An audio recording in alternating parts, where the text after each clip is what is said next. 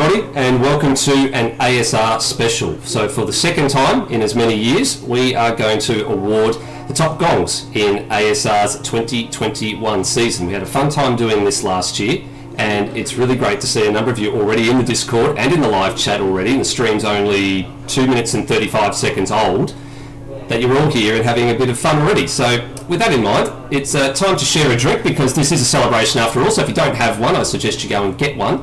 And we're going to have an awful amount of fun tonight.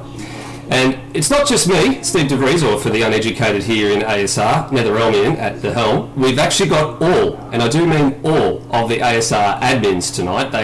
We had most of them last year, but we didn't quite have everybody. So if we flip on over to the Teams meeting here, we actually do have a number of them all. So the other 6, plus myself, will go clockwise from top to bottom. So top left on your screen there, Benjamin Rhodey Rhodes, looking very chic. Good evening, Rhodey. Oh, hang on, there we go. Do my best. I had to drag out some club here, but we're doing pretty good. We are indeed. Next to him is the other of the junior admins, Nathan Always Sideways Higginson. Evening, Higo. Good evening. Brendan Ross, all the way from Queensland, in much darker surroundings than what you were last year, Rossi. Yeah, go Queensland. Absolutely, go Queensland. How's the new digs in Mackay? Clearly dark. Is it? It is a little bit dark from where you are. Anyway, you've got the window blacked out, I can see. Good job. Below him, we didn't have this man last year, but he's here this year, is Brenton Foley, the Ranger. Good evening, Foley. Hey. Have you recovered from last night's hangover? Far from it. Far from it. I can tell it in your voice already. Next door to him, going centre at the bottom, is Lewis Wedding, supporting not only I think Kimi Räikkönen with his last race there on his head, but also I think the next, like Brenton Foley, rooting very heavily for Max Verstappen tonight. Good evening, Lewis. Yeah, good evening, and yeah, it would be good to see a new face win the World Championship for the first time in a while. Definitely would be. And the last man who's got the Mario Kart background going there, bottom left, is Will Devonish. Evening, Will. Hey guys. What's inspired the Mario Kart Rainbow Road back there? Oh, just my favourite track, I guess. Have we got it in AMS? I heard rumours we have this track in AMS. If we do, I think Rhodey and I need to organise it. I'm sure you two do. Guys, I know there is a little bit of thing going on with my mic at the moment. I actually do have a slightly different headset on tonight. I've got the broadcast headset, which usually comes from the other PC. It's just a little bit better having the sock that's on the end of the mic. As you can see here, there it is right there. I'll try moving it a bit closer to the mouth just to see if it picks up, but if it doesn't, we'll try and work something out here. There's definitely something not quite right going on, so we'll try and figure that out as we're going on. But otherwise, it's actually, I think we have actually just figured out what it is, and that probably might be a little bit better. So I think thumbs up from all the guys in the chat if that's a little bit better. Apologies, it looks like it might have been picking up the webcam mic right there, which is always a bit of a challenge. So that should clear it up. And we've got a fair bit to get through tonight. So the first and foremost, just a quick rundown. We'll go through things from the Enduro Cup. We'll come through all of the series. I'll throw to the other admins a bit. We'll have a bit of a discussion about that. And then we're going to have a presentation of all the awards, not just for the Enduro Cup, but there are some awards tonight going to be handed out for some things in the regular season as well. Now, not everything's going to be awarded. So certain things like livery designers and stuff are going to be a bit of a challenge, because no doubt you're already aware some people paint liveries relative to others that don't have that sort of capability, so it's a bit hard to award best liveries with an actual prize. So we'll cover that off in a little bit more detail. So before we get into it, I guess a few formalities. First of all, I'd like to have a big thank you to Penrite Oil and Ryco Filters for the majority of the prizes that are going to be awarded tonight. Also, a big thank you to Milwaukee, Nothing But Heavy Duty. There's a bit of kit in there, not only from last year, which is I'm sure is on its way. There's also a few things for last year's Bathurst 500 that we're going to be getting across with the shipment when it arrives. So hopefully that'll all be here prior to Christmas, and we will do our best to get that out between Christmas and New Year so you get it in early January. Now, the important thing to note with all this is when it comes to awarding prizes, a lot of you are all in different states to most of the admins. So that means we are going to need to get some addresses from people. So if you want to claim your prize, there's 7 admins. So any one of it being me or this 6 motley crew here, you can message one of us and with your address if you don't feel comfortable giving it to one of us in particular, and we'll be able to then ship that to you early in the new year. We do know where most of you live, roughly with regards to states, so we've got a fairly good idea of where most of these things will be heading. First and foremost, we'll get business underway. We'll have a look at the, I guess, the main reason which the prizes got awarded to, which is the ASR Enduro Cup. So, gents, we'll bring up the results here. So this is actually, all the results are now 100% official across all the series this year. So for the Enduro Cup, this is the final standings. And as most of you were aware, there was a 4-point margin at the end of the day. Very, very tight at the top between the 3 cars there. So Parramatta Speedway Racing with Rosella and Stenberg. The All-Australian Races car number 44, which was Lockie Burke and Hans Brunswick, and then the team has-beens Lewis Wedding and Brendan Ross there in 3rd place. There's actually, guys, just having a bit of a look down the order here, probably throw maybe this one to you, Rossi, since you had your fists in the air for a few seconds there. It's actually quite close throughout most of the top 10 there. Look, you can even see right down the toward the bottom there, there's only 5 points separating the last 3 guys inside the top 10, so it's very close at the end of the day. Yeah, it's the first time I've actually taken notice of that too. So actually, I'm quite surprised from the talent from, you say, PBF with both Foley and Bokies now in retirement, and then you got ERT guys who sort of were half there and then didn't turn up for Bathurst. But then even CRE, Steve Burko and Darren Kemp, and then Lockie Locke, and I think it was Justin Cecil there together. So for them all to be that close across the 4 races we had, that's actually quite well for all of them. It is indeed. That's I guess let's focus in on some of the key points here. I mean, the big key point number is on the left-hand side there, about halfway down. 207 racing laps led for the guys that won overall. The only blot on the copybook here, Lewis, with the Enduro Cup for those guys was the big crash they had at the Gold Coast in race 2. Yeah, so, well, even just before that, things started to sort of unravel for them, where you had Kurt getting the, trying to go around, I think it was Daniel Cox at the time, coming into the pits and got a speeding in the pit lane penalty, and then was pushing really hard on the outlap and fenced it. And we already had a chaotic race 1 there, and then race 2 with that happening, it opened it up even further, where, you know, there was 3 cars at the end of that race all battling for the win, and thankfully Rossi was able to bring us over the line in that one. But yeah, just looking at those point standings, you've got a few different tiers there of teams that some top teams, and then you also got to look out, bogged down with Will and Pete. I mean, a couple of things go their way in the Gold Coast round and stuff like that, and they would have been battling for the lead of the Enduro Cup as well. So there's some heartbreak stories. Same with the Kiwi Sim Sports team with Tim Redmond and Scott Stancliffe. Like, they're another team that, bit of luck and no DCs, and again, they would have been another team that would have made for 5-6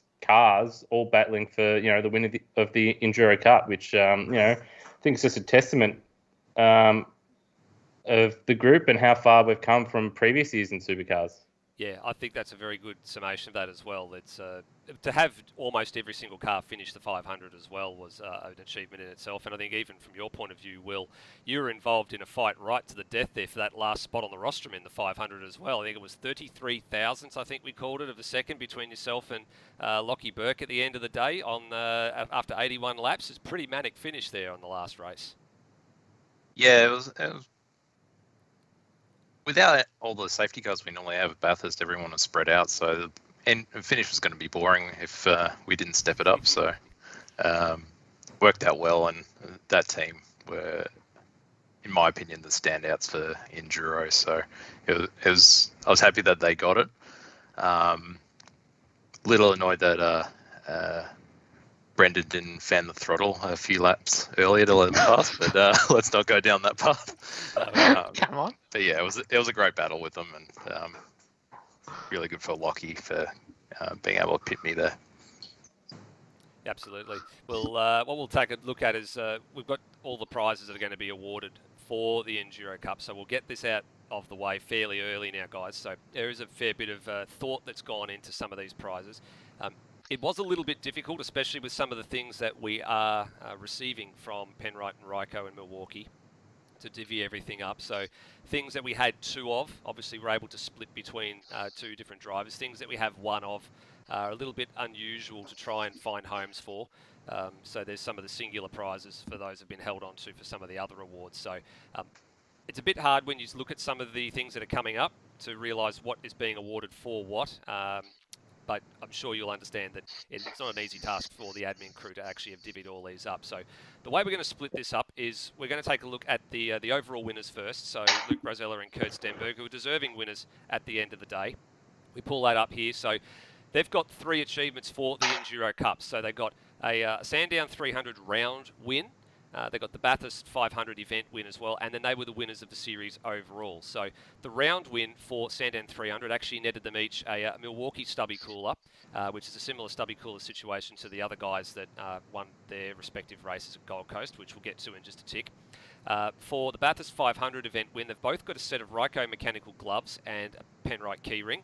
And for the winners overall of the series, they've got a Ryco hoodie and shirt and a Kelly Grove Racing hat. And those prizes, you can see, they're proudly presented by Milwaukee Penrite Oil and Ryco Filters. So there's a fairly sizable order of prizes coming there, gents. It's they've much deserved it. I think they've been the class act of the field. I think no doubt have we seen any stronger pairing anywhere in ASR for quite some time, and it took them a little bit to get their eye in, with Bathurst being the hard tyre track at the end of the day. But if I throw to you for this one, Foley, they cleaned house at the end of the day. Oh yeah, there was no question they were completely dominant over the whole Enduro Cup. With, as you said, literally the only mishap they had was that one Gold Coast race, and as we saw by the points, they still ended up on top. So massive pat on the back, well done to them, because especially at Bathurst, they were in a league of their own. Yeah, I completely agree. And as Will pointed out earlier, there was only the one safety car as well, which is highly unusual considering I think we had 2 or 3 in last year's 500, and the Gold Coast races was littered with safety cars. But to get one fairly early in the ASR Enduro Cup at the Bathurst event was a bit strange. So, and Will alluded to the fact everybody was quite well spread out, so it became a little bit boring at the end of the day. So that's the prize packs for those guys. So well done again to Kurt Stenberg and Luke Rosella, and I'm sure they'll be back next year to have a go at defending that title. So for the Gold Coast, there was actually 2 races, so each race winner got a prize for that. So the Gold Coast race wins we have here. So Tim Redmond, Scott Stancliffe were the race 1 winners. Brendan Ross and Lewis Wedding, the race 2 winners. So each of them get a Penrite stubby cooler, of course, presented by Penrite, a better class of oil. So again, just a little special something small token of Penrite's appreciation for the hard effort put into that. We'll actually review a couple of things here. Rossi, I'm going to throw this one to you. Maybe you and Lewis can talk about this one. I mean, of course, you guys had the race 2 win, which is actually a fairly easy race win at the end of the day. A little bit uninterrupted compared to, or not as interrupted as the first race was. You can say it's easy, but it definitely wasn't easy in the driver's seat, I can tell you that. Definitely. I know from the driver's seat it's a bit of a difficult thing, but I guess compared to race 1 where it was manic right to the very end. Yeah, look, I think the same thing we said in the in the interviews, talking to Floody, and then we learned a lot from that race 1, and it really carried over to race 2 for us to actually sort of know how we've got to run our first stint for Lewis with the fuel conservation, and then sort of things fell our way with Kurt sort of having the pit lane error and then end up bidding it through the beach chicane. So they probably would have won that one if they still kept in it. They had tremendous pace over anyone, but we were pretty much in the right space at the right time for the majority of those 2 races across Gold Coast. So I think we just managed to stumble our way through that one, Lewis. I wouldn't say stumbled. I mean, I think, yeah, we got the strategy pretty much spot on and got Rossi in the right position. And I recall when I was watching at the stream up and obviously talking to Rossi through the race, is that no one picked up on what we were actually doing strategy-wise. And it wasn't until the final set of pit stops that people realised the position we were in. And from there, it was all about just Rossi doing a nice, smooth job, which, he did a really good job in the Enduro Cup, but some of his form in the supercars before it went to the Enduros was very hit and miss. So he did a fantastic job, and we had Will and Mitch to really battle hard there and gave us a really good run. And thankfully, Rossi was able to just hold on there. But it was, I think for me, just the Gold Coast round, even if we didn't win it, was as chaotic as it was. I think it sort of why you sim race, because you never know. If you just keep your car straight, you could have won one of those races or got yourself on the podium, as we saw with Hans and Lockie Burke. It was so close from victory, and then Tim Redmond and Scott Stancliffe taken race 1 there. So yeah, it's a fantastic round, and I actually do need a new stubby cooler, so that's actually a pretty good price. There you go. I mean, these. We all do have a fair. I actually about 6 stubby coolers. So I mean, it's good you're getting that one. But it's interesting you alluded to the fact about Berkey and Hans because they, of course, were so close to winning that first race after what was a manic finish. So we will go back and actually, in fact, we'll mute ourselves here for a little bit, and we'll just relive that last safety car 1-lap dash to the end. Who's your money on? Tim Redmond. The kid to hold on. I am also going to go with the AAR machine as they come to the line to start once again. 1-lap dash here at the Gold Coast 200, and we're back away. Hold your breath, Australia. Here we go for one final lap around this first race of the Gold Coast 400, Part 1. Lockie Burke leads them away. Don't do anything silly here, guys. Just get through the opening chicane. Worry about it afterwards. Everyone looks like they're through pretty cleanly. Will Devonish trying to get past one of the lap cars in the back. That's Cam Rutledge. And Redmond has already got the defensive anchors out, trying to hold off Luke Rosella, and Foley's trying to buy into it as well. Lockie Burke's got a margin. Everyone power on oversteer out of the hairpin. Very, very happy on the right foot as they file into the beach chicane. No mistakes here, lads, as they come through. Oh, Rosella with a big moment for Luke Rosella. And I think that Foley wasn't close enough to capitalise. That's the problem. So there was a big oversteer moment for Luke Rosella coming through the back part of the chicane. And Lockie Burke's now he's got to put the defensive anchors out. He's got to hold on here. Redmond is pushing hard, and he's got some overlap in the run down to the final couple of corners. He's on the outside though, but he's got to try and make it stick. And now they're going to bump and grind here. Rosella might still get in here for this. It's going to be an absolute scintillating finish. Redmond and Burke. Redmond's just got his nose in front, and as they come to the line, it's going to be the Kiwi Sim Sports Commodore that gets the win. Oh. Wow, what a finish. Burke's tyres must have been off the cliff there because he understeered all of that last sector, giving enough room and enough drive for Tim Redmond to get around the outside and finish the race in first position. There you have it, guys. It's the probably one of the closest finishes, I think, to any race we've seen for quite some time there. And Scott Stancliffe and Tim Redmond getting the chocolates for race 1 at the Gold Coast, and I guess thoroughly deserving their little prize that goes along there with the stubby coolers. So, actually, Rossi, you just mentioned something off air, I guess, with regards to Lockie Burke and Hans Brunswick that nobody really picked up on the stream when it comes to race 2. So I guess you guys sort of survived not only being headed off by Stenberg and Rosella having that accident, but also by Berkey and Brunswick potentially could have been up there as well.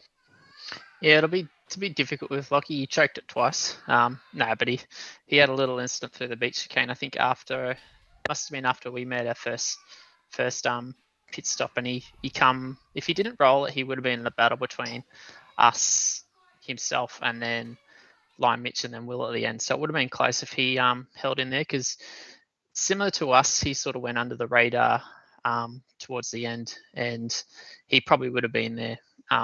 If he did, because he didn't win that first race, he would have definitely been there for the second.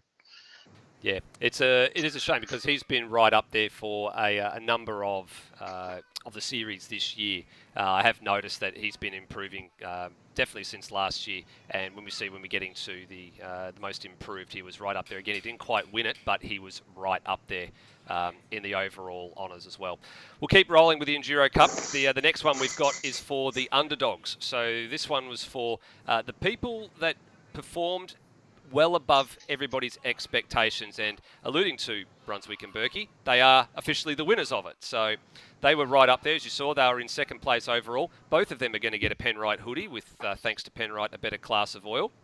And the honourable mentions, of course, going to Lewis Wedding and Brendan Ross. The team has been car number 5. So, and I think probably, gentlemen, overall, I think I might go to Will Devonish for this one, seeing as you were the keeper of the votes here for this one, Will. That actually was a pretty close run thing at the end of the day, wasn't it, with regards to who was the AR Enduro Cup underdog? Yeah, we had, I think it was almost every car voted once. So yeah, it was a pretty close battle. I'm happy that Lockie got it. Lockie and Hans got it. It was the team I voted for, and I think a good half of the admin team did, and then Lewis voted for himself, obviously. Voted for Rossi, not me. But Yeah. besides from that, it was really close between Lockie and Hans' car and the has-beens. And I think looking back on it, it was if we were going into the Enduros, the has-beens would have been nowhere near anyone's radar, being so far up the grid. So it was a really good performance by you two getting up there.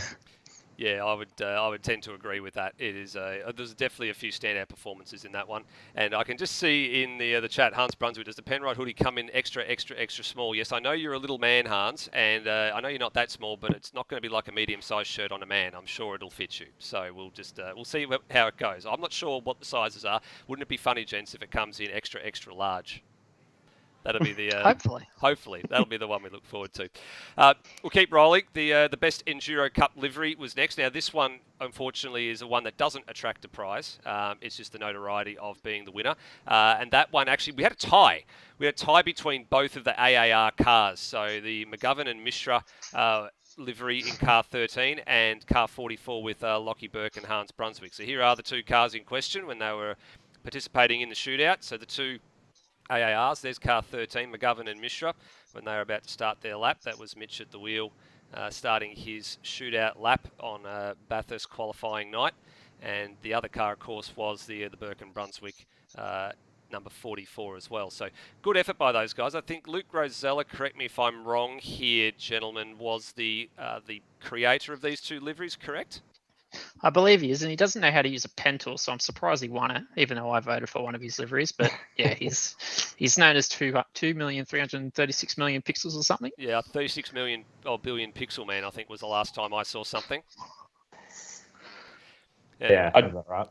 I do recall him while he was painting this livery. I do recall I was in Discord with him, and he was sort of giving me previews of that. And yeah, they're quite a nice livery. But I think honourable mentions. You could list off literally the entire field for the Enduro Cup. Everybody that put a livery in did a really, really good job. I personally voted for actually the other Napa coloured car, but there's no real wrong choice. I think this time around there was no bad liveries out there. All of them look good, and that's what we like to see. I mean, it's putting the league out there in a really positive light, and yeah. Despite not knowing how to use a pen tool or how to save a file correctly, Luke has somehow won, a livery award. So they are good-looking liveries. They're both actually the same livery, just with tweaks of the colours. And he did a really good job, and well done. It is indeed. And you can see there the honourable mentions, the split livery car, which was the Nathan Higginson and Daniel Cox car. The CRE Motorsport Ford with Turmo and Cam Rutledge. That was actually quite a nice car based off a Seaton GSR Falcon from back in the day. And, of course, the team has Ben's car. And you're right, guys. The one thing I do want to take out of this is that the livery standard, not just for Enduro Cup, but this year alone, it's been off the scale. Everybody's picked it up like year on year on year. I don't know how high the ceiling is, but everybody seems to find something a little bit different each and every year. And I think, Rhodey, you've done your fair share of painting. Higo, I can see you blowing your nose, so sorry about that, everybody. That means everyone has to take a drink, by the way. I guess Rhodey and Higo, I'll go to you guys because you guys do a fair bit of painting with regards to all the liveries. And some of the best we've seen come out of things this year.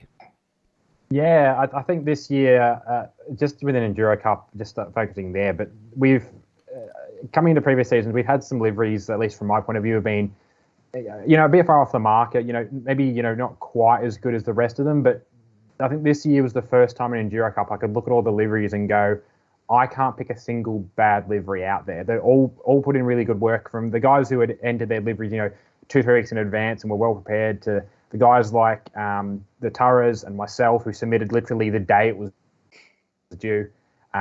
Everybody had done a really, really, really good job with their liveries, the driver suits and helmets, and some guys have done all their pit hoarding too, and it just looked really, really good. So no, the standards have really sort of come up coming into this Enduro Cup, and just generally this year the liveries have all been really good.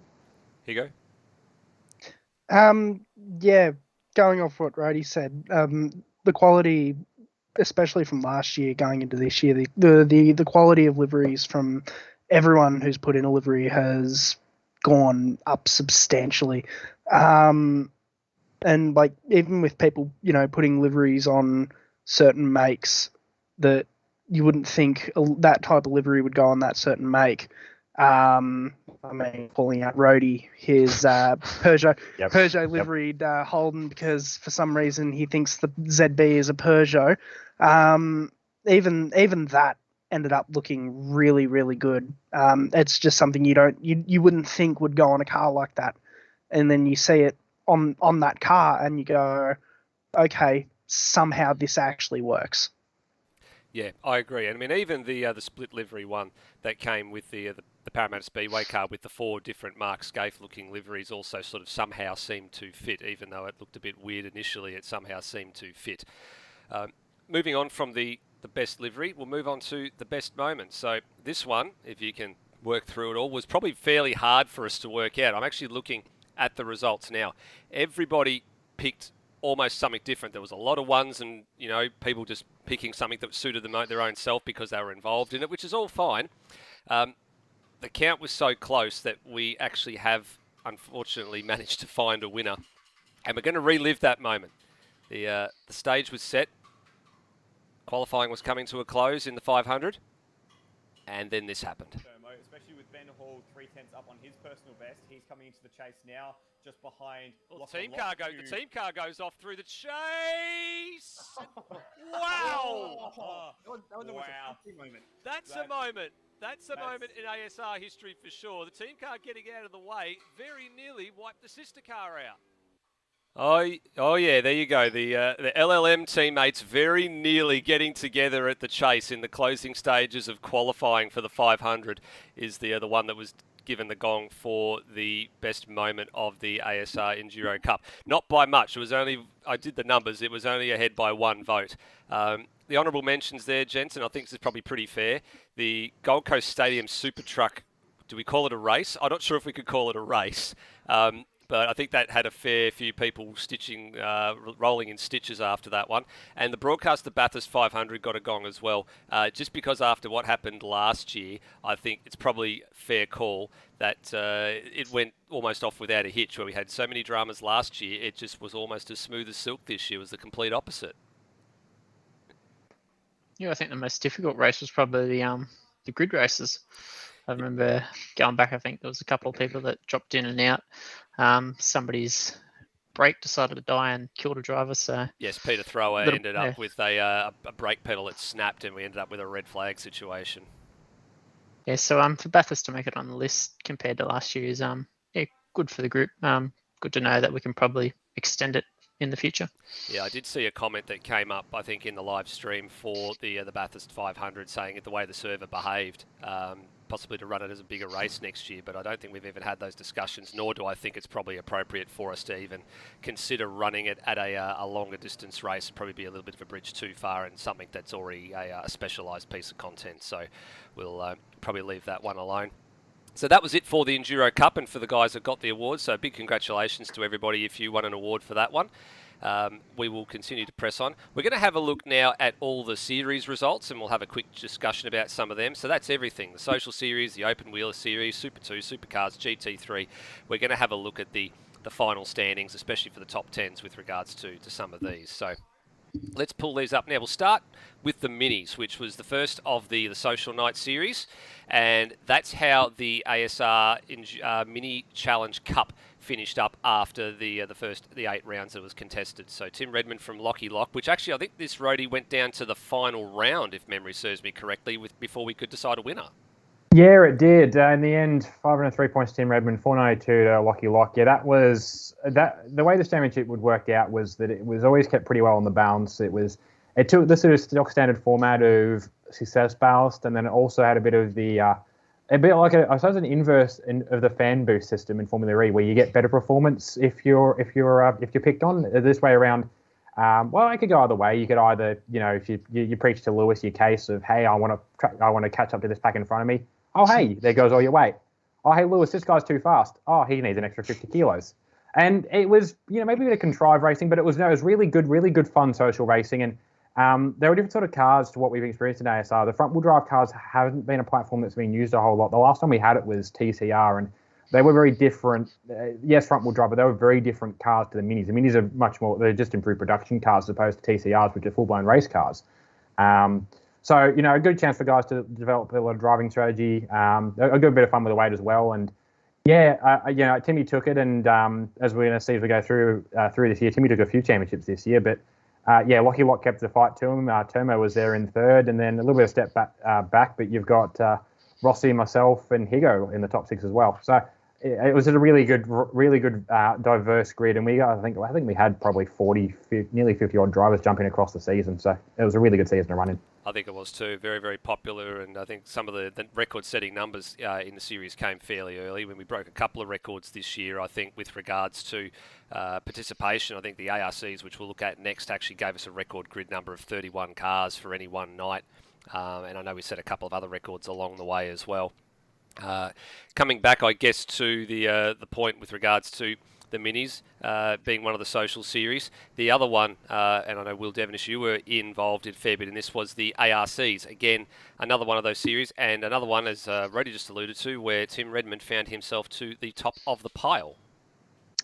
Yeah, Tim was sort of the dark horse. He, looking back through the results, he didn't actually have too many sort of race wins or anything, but it was always up the pointy end, so that sort of helped him out. And him and I sort of had this pact, I think it was about race 3 onwards, that we'd always start at the back of the grid to sort of challenge each other, and it worked out better for him than it did for me, so well done for him. He raced really well, and the series in general, I'm hoping went over really well with the whole group. We had a huge amount of people rock up to it. I did some statistics on it. I think it was 2 weeks ago in the last race where we averaged 25 cars a race, which was pretty awesome. We had 14 different people win a race over the 8 rounds, which I think was pretty... I don't think that's ever been done before. I think that's probably something I don't think we've ever seen before. I think that was very similar to the Minis as well. I think there was probably at least 10 guys that probably won a race there as well. So the social series really sort of had that impact. Yeah, and additionally, we had another 6 people visit the podium, so people that had never seen it before were able to say they've finally got to a podium position. So happy that those guys could do that. And I've been reflecting over the ARCs for the last week or so, and I remember at the start of the series we had the success ballast, and I was having to apply 50, 60 kilos to the likes of myself and Nolan and Hobbo and whatnot, and by the end of this series we were down to about 20 kilos was the max we were putting on, because everyone else was lifting their game, and the competition just got better and better through the whole series, so it was really great to see. Yeah, I agree. Staying with yourself as well, we'll bring up the next 2 series that you were involved in running, alternating with the Minis earlier on in the piece, the Formula 3 and the FT50. So the Formula 3, of course, was run on the AMS platform, and that was a bit of an unusual sort of a format too. There was 8 tracks, but it was over 4 fortnights. So there was 2 tracks each and every night, which is the same format we ran with the FT50s as well. So that probably skewed the results, I guess, a little bit to whoever could be best prepared to, change between those tracks week in and week out was going to get the gong. It went to yourself in the end. It was a close run thing, again, with Tim Redmond being up the pointy end, going down to the wire at the end of the day. And Termo, as he always is sort of lurking there or thereabouts toward the top end of most of the standings as well. Yeah, it's we actually ran this series based on the feedback from last year. In the survey we put out was people wanted an open wheel series, and it was pretty clear. We had 20 cars per race. I think the first race we actually had like 28 around Adelaide, which was actually a terrible idea at the time, but it ended up being a lot of fun to race in. And funnily enough, I'm not an open wheel driver. It was the first series I actually did an open wheel, and it was the first championship I've ever gotten, weirdly enough. So I was pretty happy with that. But yeah, those cars and how we set it up with predetermined liveries that people could pick. I think you and I, Steve, we sat down for an hour and built that mod. and it made it really easy for the admin to put it all together. And that's flowed through to like the ARCs and whatnot, where we can set up series pretty quickly that are fun and seem to work really well. Yeah, I agree. And that's sort of another format that we took when we went to FT50s as well. Again, just pretty much an arrive and drive type series. FT50s, of course, was the RF2 season, the first ever time we've run the RF2 simulator in ASR. And I think we're going to be doing some more of it based on what has happened this year with it. So Tony Bonelli is a bit of a name that a few people probably are familiar with from race department. He actually came in and pretty much showed us how it's done. I do want to give a big thank you to Tony Bonelli as well. He actually gave us a little bit of a hand with getting a couple of things, especially with the dynamic track, working on the server side as well. So his input was definitely valuable. And then, of course, look at that. And the one that strikes me the most up here, Steve Warwick up there in third place. So that's a pretty handsome effort by him, Will, to get a top 3 finish at the end of, again, a very short and compact season. I've actually been thinking, oddly to say it, I've been thinking about Steve Warwick a bit over the last couple of weeks, and I didn't actually vote him as the most unlucky driver this year, but he really has been. He's every race we're racing with him, he's always up the pointing end until about the last second lap, and then something happens. It's a real shame that happens, but I reckon next year I'm hoping everything clicks for him and he'll get his own championship and a couple of podiums. So looking forward to that. In terms of the FT50s, it was a good way of getting into RF2, getting the service set up. Everything seemed pretty stable. Unfortunately, we didn't have huge numbers rock up. I think it was about 12 or 13 every race, and as Lewis mentioned during the year, the races were probably a bit long for people. So next year, with the votes coming in, I think everyone agreed they can actually run RF2. It's on special every few months, so definitely a platform we'll probably investigate more next year. Yeah, I think that's a fair call to make as well. I know there's been a little bit of talk offline between a few of the admins as well, everybody that's watching along in the chat. There is probably going to be at least another 1, if not 2, RF2 series next year. Don't know what it's going to be just yet. Of course, a number of the items you can get from the workshop that are pretty much free, like the tracks. There are some things that are paid content, like the cars that Studio 397 develops, and they do go on special from time to time. So probably in the next couple of weeks, I would imagine the admin team are going to sit down and work through what series we're going to be running next year, what tracks and cars we want to use. And of course, if we do see any of these things coming up that are specials, we'll be letting you guys know that, hey, we're going to be running a certain series in RF2, and please go and grab those cars while they're on the cheap and start practicing. So we'll see how we go from there. Staying with, I guess, the theme of the really, really good series, as we go back to our teams here, might throw this one over to Brendan Ross, I think, because he had a fair bit to do with this one, especially putting the tracks together, Rossi. The Super Series. Now, there was actually a couple of classes in this one, so we'll have a look at the RS class first. So that's how the top 5 in RS panned out after the last round at Long Beach. So Hobson from Foley, from Luke Joyner, a surprise third. It's good to see Joyner up there. He's been around the community for a while. From Luke Rosella and Nathan Higginson, the top 5. So I guess looking at the RS class there, Rossi, probably no surprise that Hobbo was a runaway winner in the end, and did it with a round to spare. Yeah, Hobbo, the ever faithful. He's fast, and I don't think he steps in. But Super Series is really good to sort of bring back a series that Rock Harvey really started up back in the AMS Oz days. One of the first series that I think most of us actually probably participated in before a lot of the new people come in. I think 2019, 2020. But yeah, good to bring it back. And then it was really good to have Floody stream. He did a very good job across the 10 or so weeks that he did this season, especially with the break with the Enduro Cup. Doing it sometimes by himself without Kiwi. I think Kiwi was in the middle of his wife being pregnant, so congratulations to them. But yeah, Floody put the pointers out there for anybody that could have him with commentary. We actually found some really good commentators. I know NZ Snipes, he really stepped up for the the Manfield round, I think it was, and he did a top job. It's like he's been in it before, but yeah, Super Series as a whole, same as when we first did it. The numbers weren't spectacular, but it was actually a really good start to it. And towards the end, it did drop off, but it was still reliable numbers to have some very decent racing across 2 classes. Yeah, it was indeed. We'll go back as well to the Super Series again. We'll take the RS points away and we'll bring up the R class points. So the R class was the slightly slower class as well. And you can see there, Tim Redmond again was a runaway winner at the end of the day, and did it with a round to spare, so much that he actually stepped up and did a run in the RS class for the last race as well. Termo ahead of Steve Bolger for second and third. Ben Hall, and he's actually had a pretty good season as well. And then Steve Warwick again. We've been talking about him. Top 5 finish, and a couple of points he's just starting to make his presence known there, I think, Rossi. So a good close sort of top 2 and 3 in terms of positions, and positions 4 and 5. But Redmond, I think, from the minute he stepped into that wildcard car, was almost untouchable.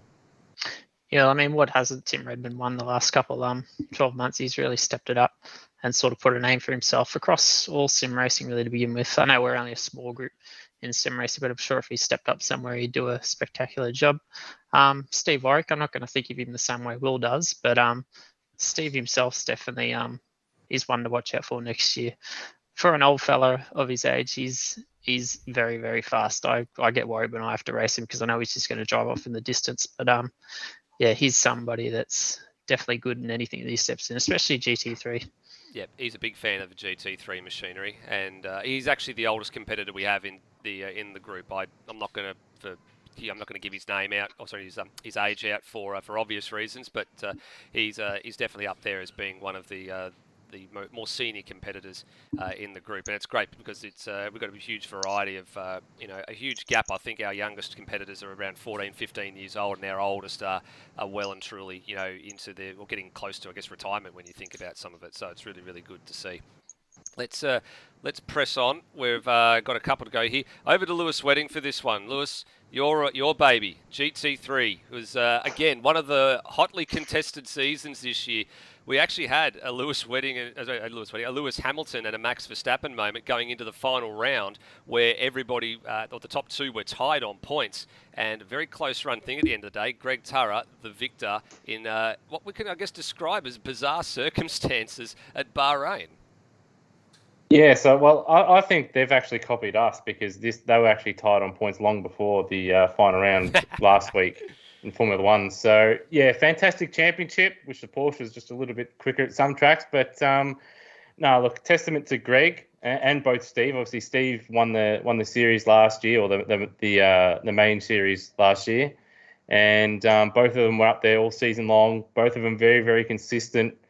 And what I was actually really pleased to see was in the penultimate race, so race 1 at Bahrain, Steve Bolger had some, I think, internet dramas or PC dramas and dropped out and missed the race. And Greg Turra, not wanting to win the championship, by, I think it was in the lead or in the top 3, I can't remember exactly where in that race one, actually elected to pull over and retire from the race to keep it a championship, fight for that last race. So, you don't see that kind of sportsmanship all that often. And I think it's just a testament to both those guys that, they've fought all season long and they didn't want, some kind of gremlin that was out of their control to affect the championship. So I think either of those drivers could have been deserved winners, but shout out to Greg to, finally breaking through and not only claiming a few wins this year, but also claiming the championship. Yep, agreed. And you're right, you don't see things like that nowadays. And Greg's, I guess, a very humble man. He's been around the traps for a while. He's very, very close to getting a win in GT3s. I think when you picked his pocket at Suzuka a couple of years ago, he was extremely close to getting that. Ironically, 4 race wins was enough for Steve Bolger to win the longer series for GT3s last year. Greg Turra has won it this year with 4 wins as well, which is a little bit ironic considering I think it was 9 races in 2020 and there was 10 rounds. I think about 14 races overall. So he's won 4 of the 14 races and he's actually won the title. So that's a bit of a little sense of irony for ASR. Staying with yourself, Lewis, let's have a look at Super 2, because Super 2, there was a little bit of an interesting finish to Townsville. So there's the top 10 from the driver's point of view with regards to Super 2. So Daniel Cox was crowned the champion after Townsville, just ahead of Turmo. I guess commiserations to Dane Liccardo. He probably would have been right up there, if not for a couple of things that unfortunately went the wrong way for him during the season. And you can see there just alone, to underscore that, he set 10 fastest laps, Dane Liccardo, throughout the whole entire series. And pole award, the poles were split between Coxie and Stancliffe. So Coxie didn't have it all his own way, but if Dane had been on his game, he could have possibly made it a really strong three-way fight at the end of the day there. He certainly could have, but I think just looking at even the pole award with Braxton Stancliffe and a few other guys, that it's a testament to, Daniel Cox and a few other, and Turmo, in that they know that it's not always about putting the car on pole position or being necessarily the fastest car out on the track each and every race. Sometimes it's just about putting together a good, solid race and taking the result, the best result you can get out there, where you'd see Braxton sometimes and Dane in particular would try to force things. And, that led to them making mistakes or being caught up in incidents which would, get them penalised or would drop them points. So, I think Coxie winning the championship, well-deserved, and Turmo being second, also well-deserved. Dane, he'll be frustrated with third position, but I think hopefully he just uses it as a learning curve for next year in both here and in other series that he races in to, not have to go and race at 1,000,000 miles an hour all the time. But then we also had some really fantastic performances up and down the field with the likes of Cheese having a good, solid season. Peter Thrower, he had a really good start and end to the season with some really good pace, but was, pretty unlucky. Kempy there started the season strong, and, a few others there, Lockie Burke, Nathan Higginson picking up his first win. And, it was just a really good season. And, I'll sort of might as well break more of a public announcement that, the series will be sort of rebranded into not just the Super 2 series, but it will be a development series, which will include a Super 3 class with separate cars. Both the VE and FG car models will be available for that, with custom liveries as well. We do have to piece it all together. That'll come in, templates for those cars will come in, probably around February, maybe March. Possibly earlier, but aiming for about that time period. But that should be interesting, where not only, guys that, are looking to get faster and get themselves into the main series, have a place to race that just aren't quite there yet, but also guys that, they want to race a little bit more casual. They're not as fast as the others, or even just people that are just there to, just tip their toes into the sim racing waters. It'll give them a place and a class to race in where they're going to be racing with people, of their own skill level. So looking forward to that one, and can't wait to see what some of the people paint up with some of these cars. Yeah, I would tend to agree with that. There's probably a fair few exciting liveries I think we're looking forward to seeing in the new year. Just to touch on your point, I guess, as well around everything about the series. Just to give you an idea, I'm just looking over here on my right-hand side, the poles. So obviously Daniel Cox and Braxton Stancliffe had 3 poles apiece. There was only the one qualifying session each and every night. That set the grid for race 1, and the rest of grid 2 and grid 3 were all derived from the races prior. Turmo had 2 poles. Damon Woods, who came in with the Blaze of Glory, got a single pole, and Dane Liccardo had a pole position as well. Fastest laps, Liccardo had 10, you saw on that graphic before. He was 5 fastest laps ahead of Braxton Stancliffe, who had 5. Damon Woods and Turmo both had 3. Cheese, Hans Brunswick and Lockie Burke had 2 apiece. And Darren Kemp, Lockie Locke and Ben Hall all had 1 fastest lap each over the course. There were 30 races across the 10 rounds. There were 10 different winners. So Daniel Cox had a couple of wins. So too, those chalked up wins were Turmo, Dane Liccardo, Cheese had a win in there as well. Darren Kemp, Braxton Stancliffe, Lockie Burke, Nathan Higginson, of course, got his first win. Damon Woods had a trio at Calder Park, and Hans Brunswick got one at Phillip Island. So there's your 10 there. And there was another handful more beyond that actually stood on the podium. So you had there was Thomas Patching, who had stood on the podium at one point. Taipan was on the podium too. Also, I think there was one other I was looking for here. There it is, Darren Kemp. He got a podium position as well on a couple of occasions. So really, really good, solid to see that there was a good performance all around from everybody in the Super 2. If we go back, we'll have a quick look at the team standings as well, because they are here as well. That's pretty close run thing as well. So Brad Jones Racing, which was Taipan and Daniel Cox, get the gong for winning the Super 2 Teams Championship.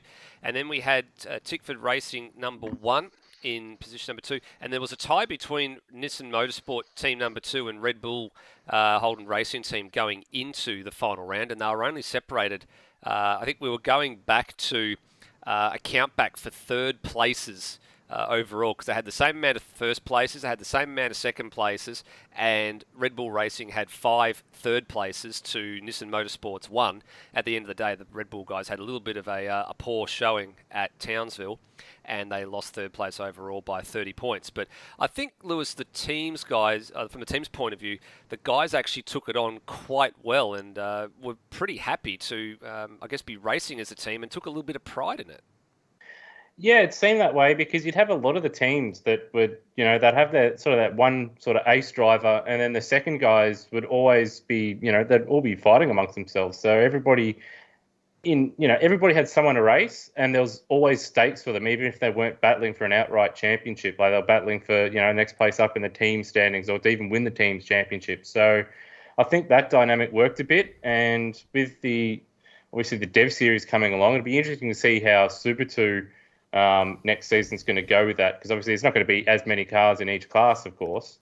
But I wonder if we'll see, some teams try to stack that a little bit, or if we try and see some more evenly balanced teams. But yeah, really good teams championship, and could have gone a number of different ways. Had a couple of results gone some teams' way. Yeah, I agree. I'm looking at the live chat at the moment. They're all talking about Dane Liccardo being a bit too quick for Super 2, and up he goes. And even Burko saying he's coming down to Super 2 next year. I don't know what's going on there, Lewis. Have you had a word to your teammate from this year? I've not had a word, but as of this stage, I mean, we'll have to sort of evaluate how it all plays out with regards to all that stuff. But obviously, plenty of interest about it. Hopefully we can just maintain the numbers, because this year, Super 2, fantastic numbers all throughout the year. So big ups to everybody that raced. I think we had, Rody, correct me if I'm wrong, I think there's about 50 drivers, I think, if memory serves me correct.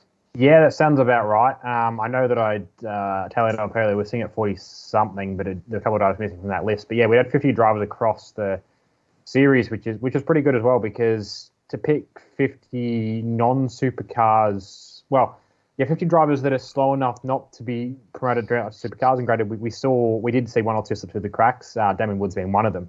But to have 50 drivers that weren't supercars capable across the season, that's pretty good. So that puts strong numbers into suggesting we're going to have a pretty full development series next year, which, the more the merrier up to a certain point, that we're not overloading servers. But 50 odd drivers across Super 2 was really good, and it kept things lively for us. There were some teams that were very consistent. I think Brad Jones Racing only had Coxie and Taipan the whole season. I think the Tickford team stayed the same as well. And then you had teams like GRM, where Higo was in the one car, but I think he had 4 different teammates across the season. And then you had the Erebus cars that originally Hans and I started in or signed up for, and they went through, I think, 5 different drivers each. So, it was just a really good number of people to get in, and it gave us as we mentioned, it was a good starting point for drivers and a good chance to see what their speed was what speed they were capable of. Yeah, I agree. As I actually just did a quick math on the numbers, then it was 49 drivers throughout the course of the season. So you're pretty close when you said 50. You weren't far wrong. And there was a couple of seats that were a bit of a revolving door policy. I think GRM was one of them, with opposite Higo. He was the only constant in that team all season long. He's sitting there on his other screen with his arms folded at the minute. So I think even he knows that was a bit of a missed opportunity.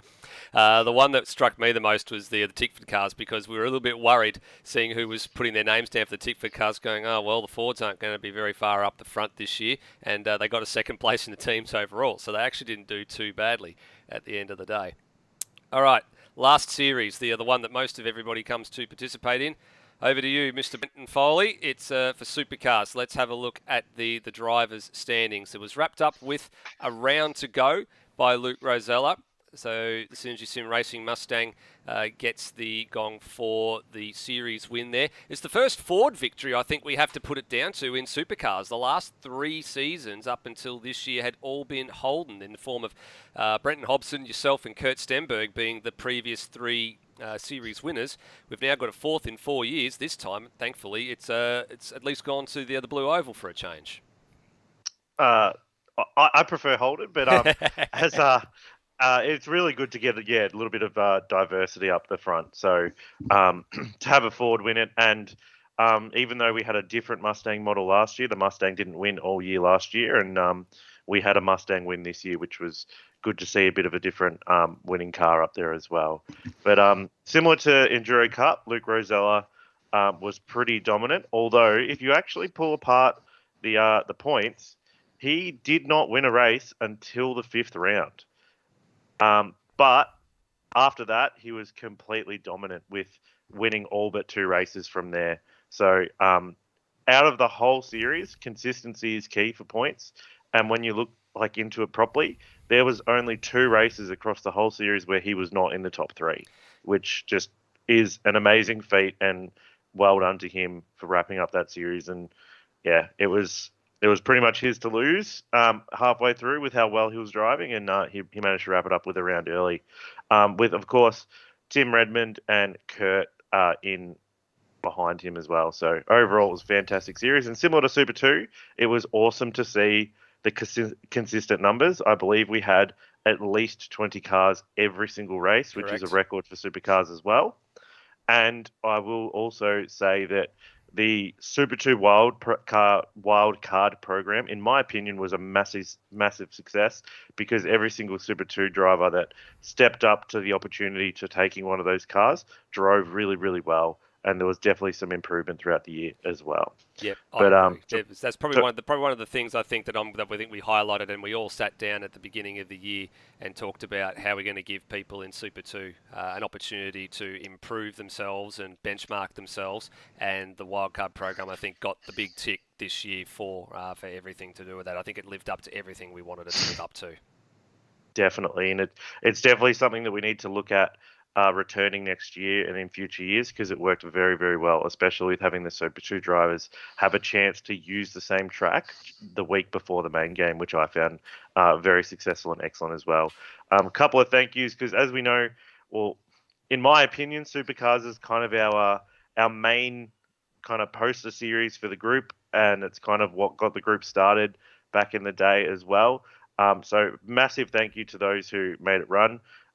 Even though sometimes my face kind of appears to the supercars side of things, I'm definitely not one that is good with mods and things like that. And I'm sure everyone knows the amount of work that people like Lewis, Higo, and Rossi put in for all those tracks, as well as getting that fabulous Mustang model up and running, even though the ZB is better. But the the model itself was fantastic.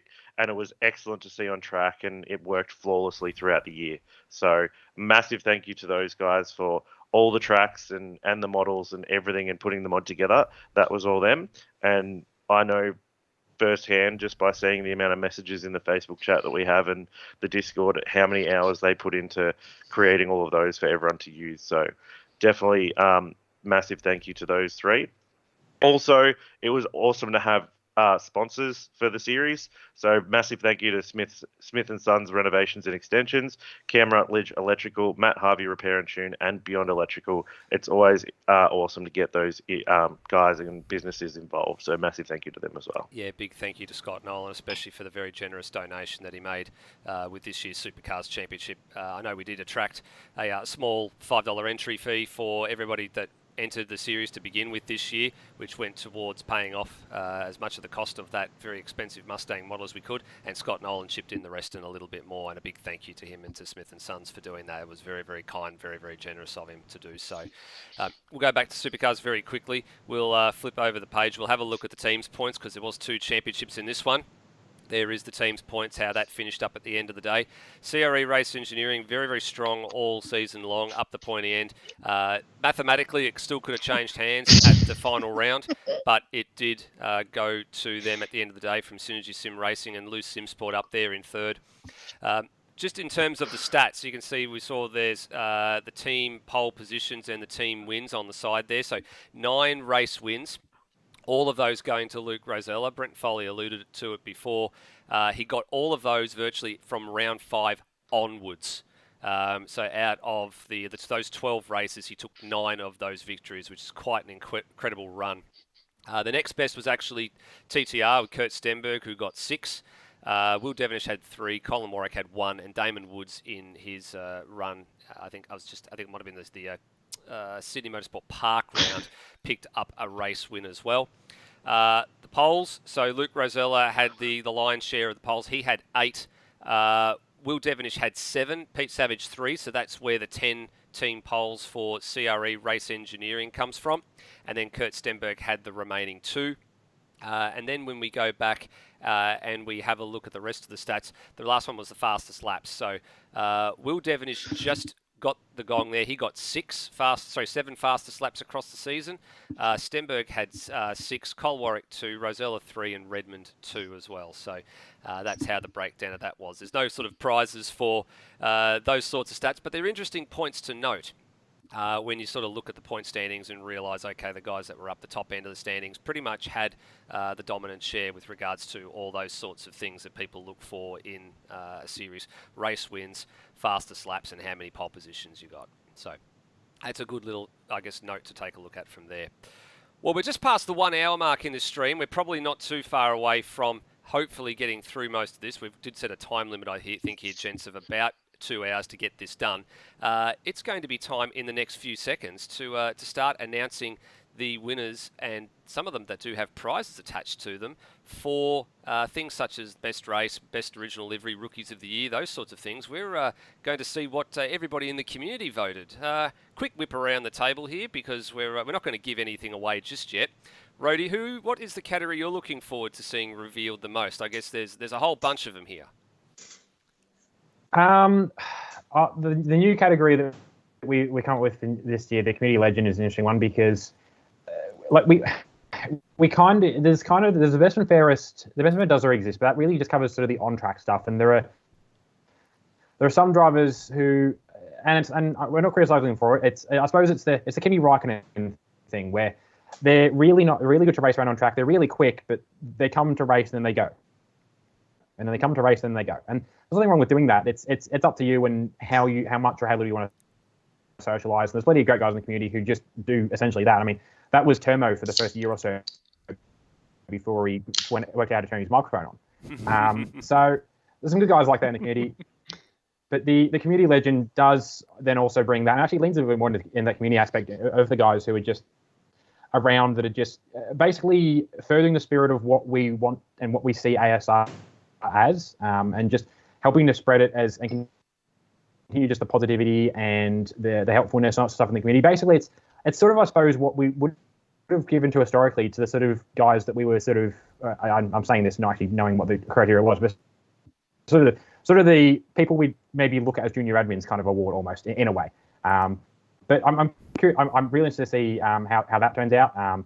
And conversely, for the other end, I'm also, we did also introduce the Unluckiness Award, which we know we've talked plenty of drivers. We mentioned, Will mentioned earlier, he feels Steve is probably at the top of that one. But that was an interesting one as well, because there's plenty of drivers there's definitely some drivers who have the luck fall their way, and there's some drivers who seem to be really finding an uphill battle. We know you had that issue in Super 2 last year, Nether, and then obviously a couple of guys have had that sort of issue this year. Yeah, agreed. Lewis, which one are we looking forward to the most out of these awards? That is a tough one, because there's a few interesting ones up there, but I think, obviously, being an admin, I know what the result is for the community legends that Rhodey's touched up on, but I think that kind of award sort of encapsulates what the group's about. Someone that gets in, is part of the community, always positive, and that's the one I'm sort of looking forward to. Not so much a couple of the other ones for some other reasons, but hashtag robbed. But nah, certainly, yeah, that's the one I'm looking forward to. Community award. Here you go. Yeah, no, I'm definitely looking forward to the Community Legend Award. All right, 3 out of 3 so far. Let's go around the bottom. Will? I think the shield's up. The sheer number of votes for the one particular person was quite interesting to see. Yeah, that was a fairly lopsided vote. We will get to that one. Yeah, given every other question, we sort of had even numbers and it was really close, and then it's poof for the one person in the shields up. But yeah, going back to Community Legend, I think moving forward this would be pretty cool. And that and Best and Fairest the votes were so close. It was a real testament of the quality of guys we race with week in and week out. All right, Rossi? The award of the 6 of us on screen right now who has the least facial hair. Bring back the mustache. Yeah, missing the mustache from last year's broadcast, Rossi. Probably the robbed award. I think that person definitely deserves it. All right, very good. Foley? I'm a big fan of beautiful looking race cars, so I'm excited for the best original livery. All right, beautiful. All right, well, I don't think we'll delay this anymore, guys. We'll start getting into the community awards. This is as voted by you all with the survey and the feedback results. So thank you very much for voting on your peers this year, like you did last year. And let's get into reviewing some of it. Now, it's important to note that not all of these have prizes attached to them. A good portion of them do. But some of them, of course, for obvious reasons, do not. So there are some things to be handed out for this one. So we'll get this one underway. We're going to start with the most enjoyable series. There's a couple, of course, that we can get away with that we don't have to worry about prizes. So most enjoyable series that you guys all voted for was, of course, the ASR Supercars Championship. That's why you guys mostly joined the group to race the supercars. Honourable mentions with the votes going to the Aussie racing cars, which of course was really and strongly supported. Super 2, again, really strongly supported throughout the season. And then GT3s. I mean, I know the GT3s, Lewis, was I guess we called it this year the Saturday night experiment because we really hadn't run a race on a Saturday night before. And it was interesting just to see how that went. But then for the most part, that still actually performed quite well, considering where we started and where we ended up. Yeah, for what was an experiment to see if it had worked, it wasn't too bad. I was expecting, a bit worse drop-off. So it's good to see, a lot of the guys sort of stick it out. You want to be sort of social and stuff like that and go out on a Saturday night, or you want to be with the family and stuff like that. So it's good to see people were, happy to jump in on a Saturday night for 3 hours and race some pixels. But I don't think it's a surprise to see supercars at the top. Very competitive. Obviously very popular this part of the world, and then you have the big influx of Kiwis and they want to beat the Aussies in their own series. So no surprises, but it's it is a top level series, and I expect it's probably going to be close to, if not winning the award again next year. Yeah, I think it'll be pretty close. I don't think you're far wrong with that one there.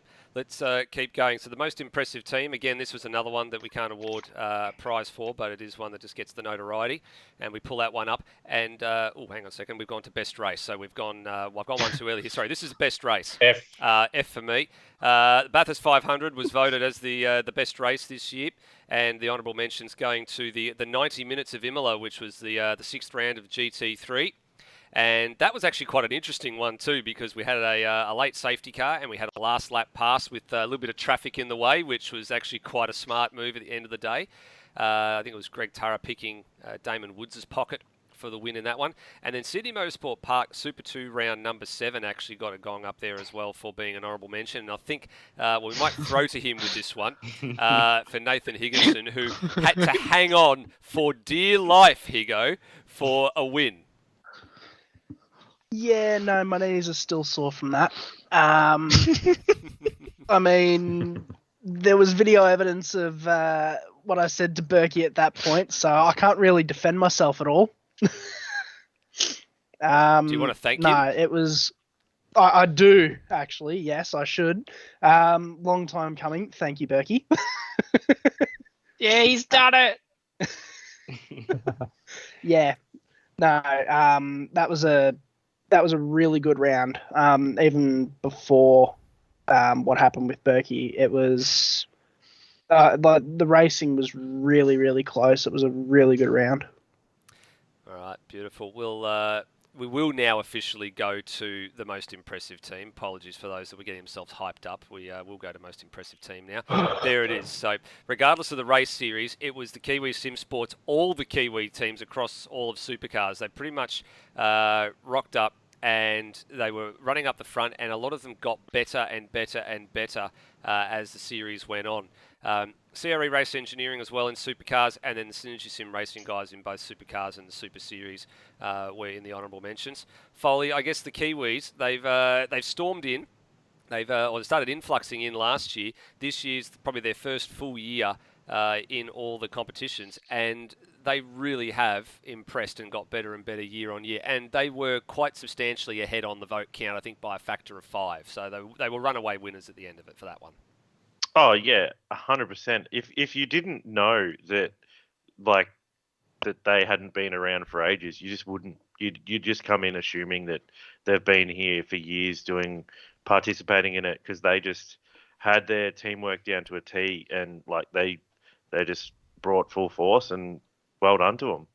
And on top of that, getting a good bit of coaching, I think, there as well, from the likes of Tim Redmond, Scott Stancliffe, have taken a lot of the younger guys under their wing as well, started teaching them things about setup, about the racecraft, and there's a good influx of them coming in. I think we started the year with 6. I think we're now up to about 9 or 10 across all the series, so they're coming. And I guess the one, we'll get to it when we get to Rookie of the Year, I guess, as well, which we'll talk about because it is going to some Kiwis. There's a shared award that's coming up very, very shortly. There's a couple of things to mention in there as well. So good to see that those guys are they're on the up, and I think Brute probably may have just hit the nail on the head there. Probably going to be taking 90% of the race wins in soon, just like in real life. So we'll have to keep out from everyone's going to have to lift their game next year. So we move on now to the best original livery, and this one went to the Kiwis again, the Kiwi Sim Sports Supercars, so the Scott Stancliffe and Tim Redmond cars. So we bring that up on the screen. That's the car there on the far right of screen. That's the 43, I think that is, of Redmond. I just can't see the number from where I'm sitting here. It's a little bit too small to see. But both cars were looking very, very smart in that livery throughout the Supercars Championship.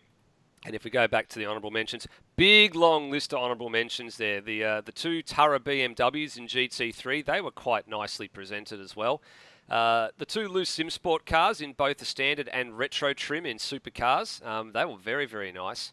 PBF Race Engineering for Supercars, let's just face it, that livery hasn't changed in the last 2 years, but all it's done is gone from a VF to a ZB, that's about it. And Synergy Sim Racing in Supercars, the Mustangs looked very, very nice as well. Will, I think we've touched on this already. Livery design this year, top shelf, far and far above what we had last year. Where's the ceiling? Is there a ceiling? Have we reached it? I think every year someone's going to find a trick in Photoshop or GIMP or whatever program people want to use to make them look better and better. And as we've seen, we get more updated templates coming through that gives us more variety in our liveries coming through.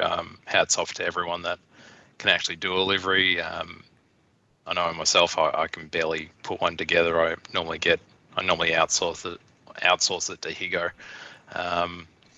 with a sneaky 20. But besides from that, I'm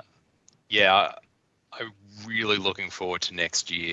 I think everyone's sort of hit their stride with liveries this year, and next year it'll actually look really mint. I think a few people have already started to get their creative juices flowing and start organising a few liveries, knowing that they'll be racing certain cars next year, or probably also getting the impression that they're likely to be racing certain cars next year. So I think in the case of Daniel Cox, he's probably got the gist. He's probably going to end up in supercars next year, and is probably already painting the livery. So we'll We'd love to see what he comes up with because he's painted quite a few liveries this year, including a number of the retro ones as well. So good on you, Coxie. And a big thank you for doing my my Formula V livery for iRacing as well. It's very much appreciated.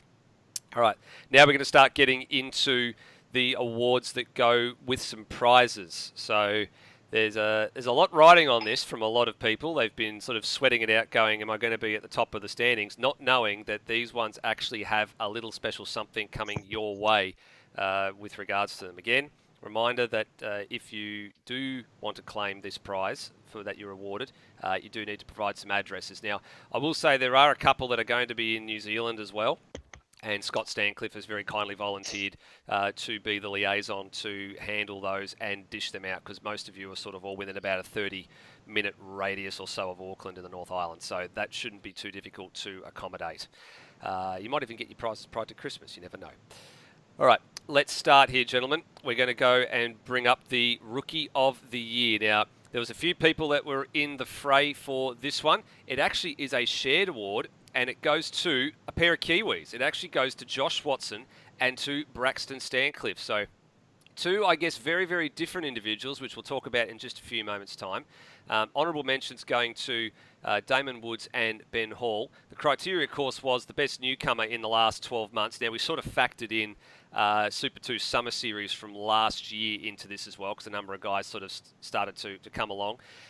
Both of them are going to get a Penrite hat, courtesy of Penrite, a better class of oil. And I think let's... I'll open the floor up to you guys for this one, for whoever sort of wants to start this. Two drivers that I guess are at sort of polar opposites, I guess, in terms of how they perform. Braxton Stancliffe, very flamboyant, very, very quick. Josh Watson started out a bit slow, but very much improving, and constantly improving. So who wants to take this one? Who wants to put their hand up and run with this one, guys? Lewis.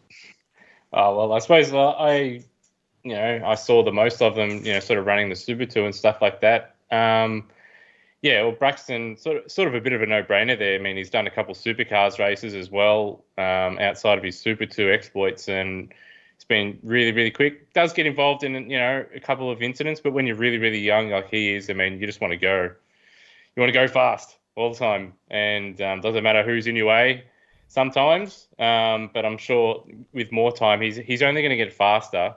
And, he's also going to pick up the racecraft that goes with it. So really impressive year pace-wise for him. And then, yeah, you've got Josh. I think this is his first year sim racing. I'd have to be corrected by one of the Kiwis out there. But, come in, the supercars aren't an easy car to drive, especially just to start in. They've got not that much aero, limited traction. The brakes are horrible. To come in, and do a really respectable job in Super 2. And you could see from where he started towards the back end of the season, he's a lot more consistent. Yeah, pace didn't set the world on fire or anything like that, but I think he'll find, if he can just find a little bit of extra time and he continues just being nice and smooth, he's going to get some really good results in the coming 12 months. So definitely both those guys, warrant the award. And obviously Damon Woods comes along as well as an honourable mention, comes in and just smokes everybody and everything. Super 2, Supercars, GT3, obviously with real life experience. And I think who's the other one? I think it was Ben Hall. Correct. Also a really, really solid year.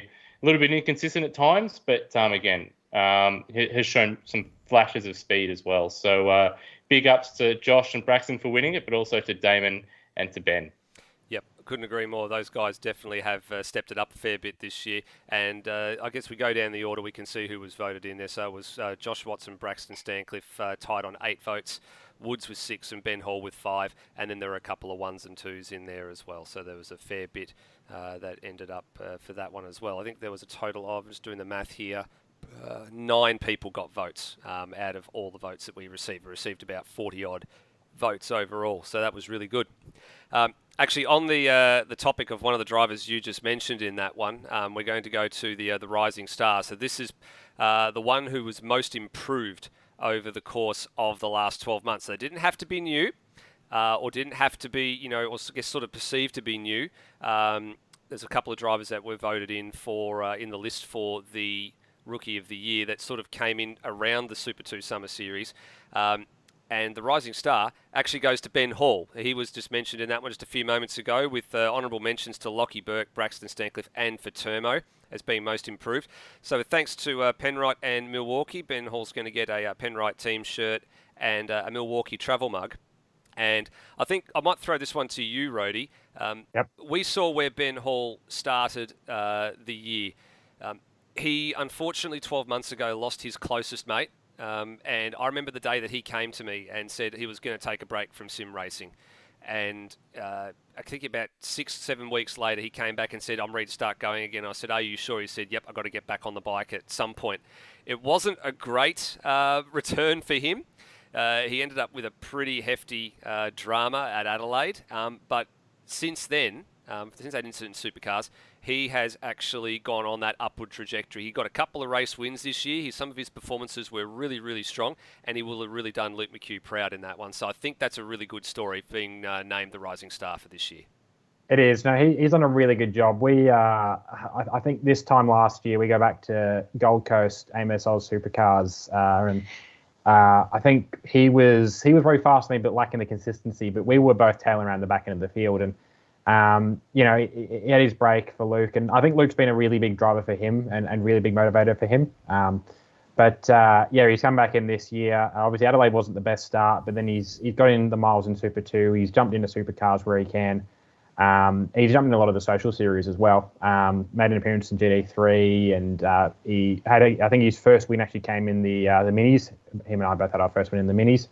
And no, he's come on really strong now. I think the Enduro Cup, he was actually the lead driver of his team. And granted, the other driver was John McDonald, who only just got to a wheel by the time we got to Bathurst. But they were putting in some really good pace. Qualifying, they qualified quite well for the where they were expected to be, and then during the race they held on pretty well. So no, he's come on really strong in the last 12 months. Yep, very deserving winner in that one, So, I think, as well. Absolutely well deserved award. Yep, well deserved. I think that was, brought a big smile to all of our faces, I think, gentlemen. Yes, we're all nodding yes. I think we all agree that that's probably one of the feel-good stories of the year, is being named the Rising Star. So he's, I know you're in the live chat there, Ben. You've done Luke proud, mate. Well done, and look forward to seeing what you can do next year. That's a fantastic story. It was a bit of a runaway winner in the end. Actually, he had 14 votes to the nearest person on 6. So very much a little bit lopsided with that one, but very, very thoroughly deserved. This next vote was also quite lopsided.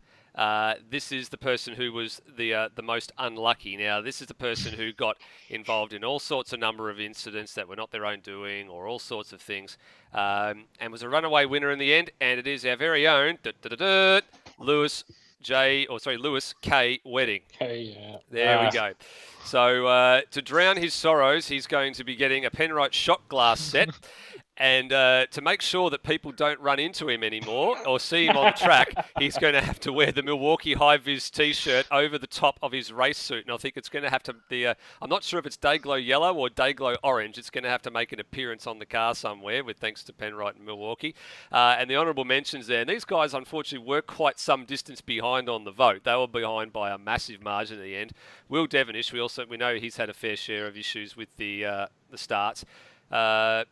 Pete Savage, because he's had a whole bunch of game dramas.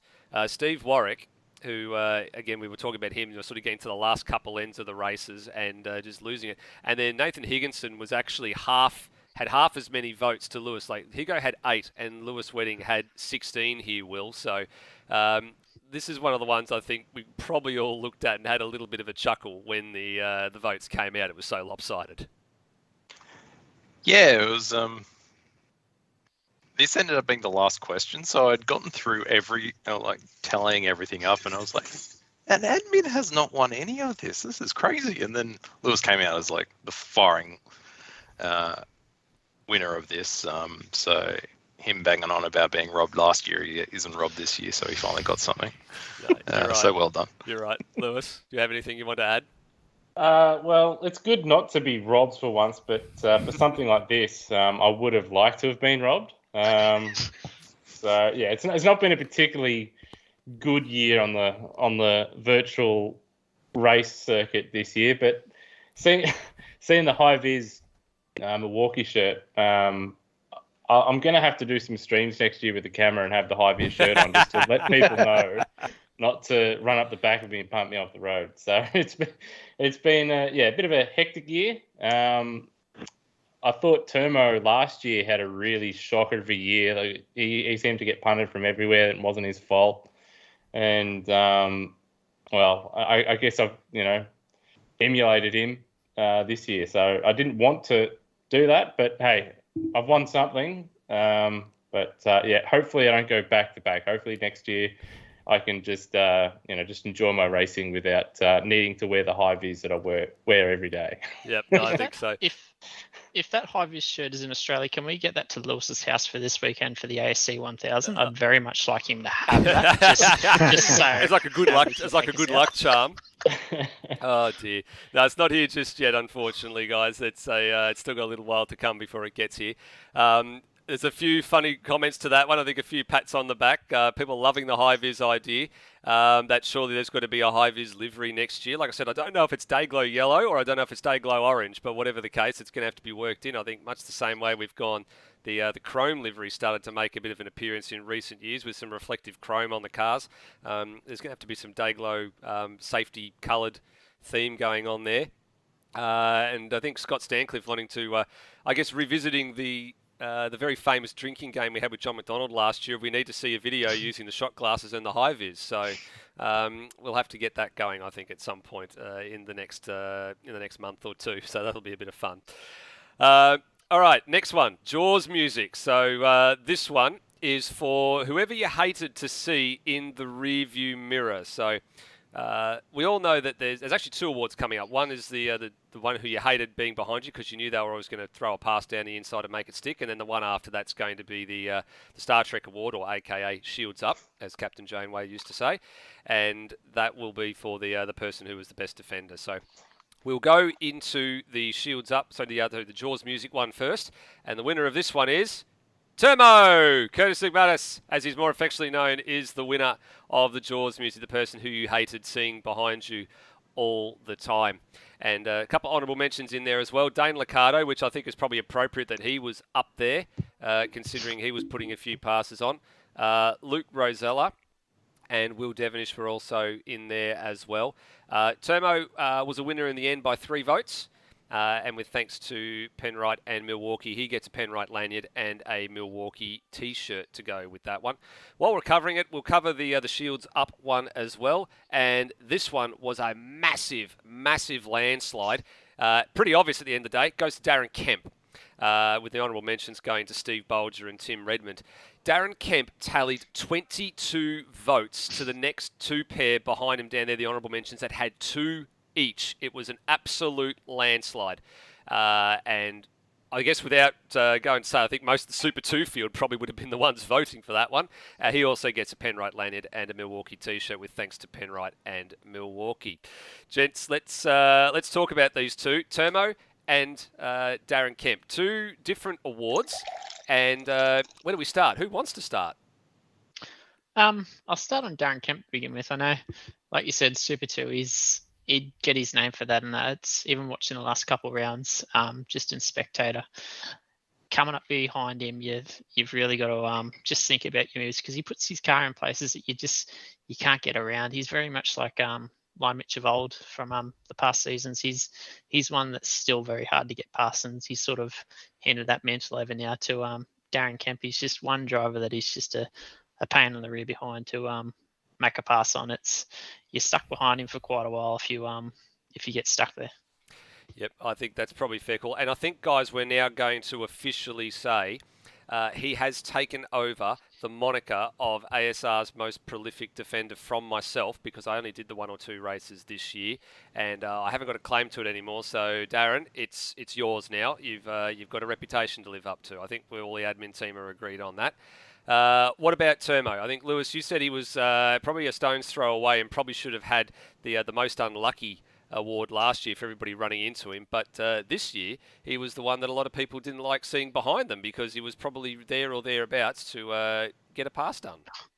Yeah, he's always he might not be the one that just fires it down there and just gets a pass done straight away, but you look at a number of the races, and he's just sitting there. He's just sitting there in the mirror, lap after lap, and it's not like it's a big margin. He doesn't leave, a half a second gap. He's right there. He's centimeters away from the rear bumper. He's able to do that without sort of firing someone off the road.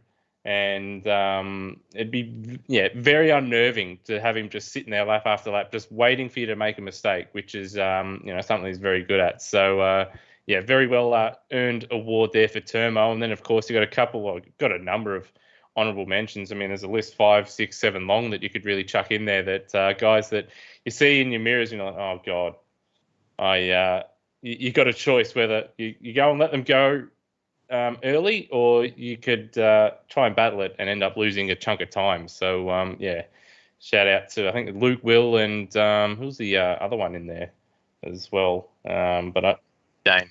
Yeah. Steve Bolger's another one, because when he's pushing in GT3 that he's got fuel to run, and he's able to push. So that's when you're a little bit worried. So shout out to all those guys, and congrats to Termo.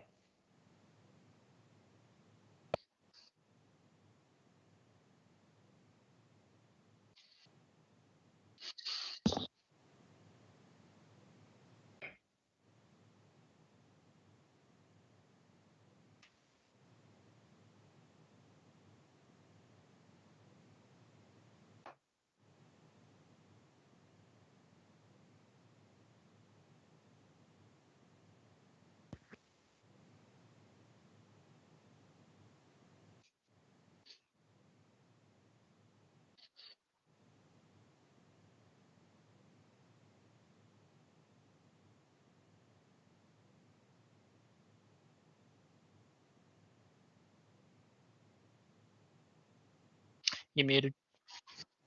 Sorry, thank you, Rossi. I was having a bit of a yarn there, and then I realised I'd muted myself because I did want to have a bit more of my beer. This is why I don't want to do some of these things. So, again, second time in 2 years I've done that. Thank you, gentlemen. These ones are going to be the interesting awards. These ones are going to be for some of the top tier echelon awards, the best and fairest ones, and a couple of community ones. Some of these votes were actually done separately by the admin team. They were separate to everything that got voted on your feedback form. They were for everything for community recognition, participation, contributions to the community. The admin team had to sit down and think about it and said, well, we've got some prizes, some ones that we can't give to teams or can't split up. How best can we show our thank you to people that continue to come and contribute to our little community, which is now 4 years old. So we've got a fair few of these to go through. So we'll bring these up now and we'll go one at a time. So the first one is a community award.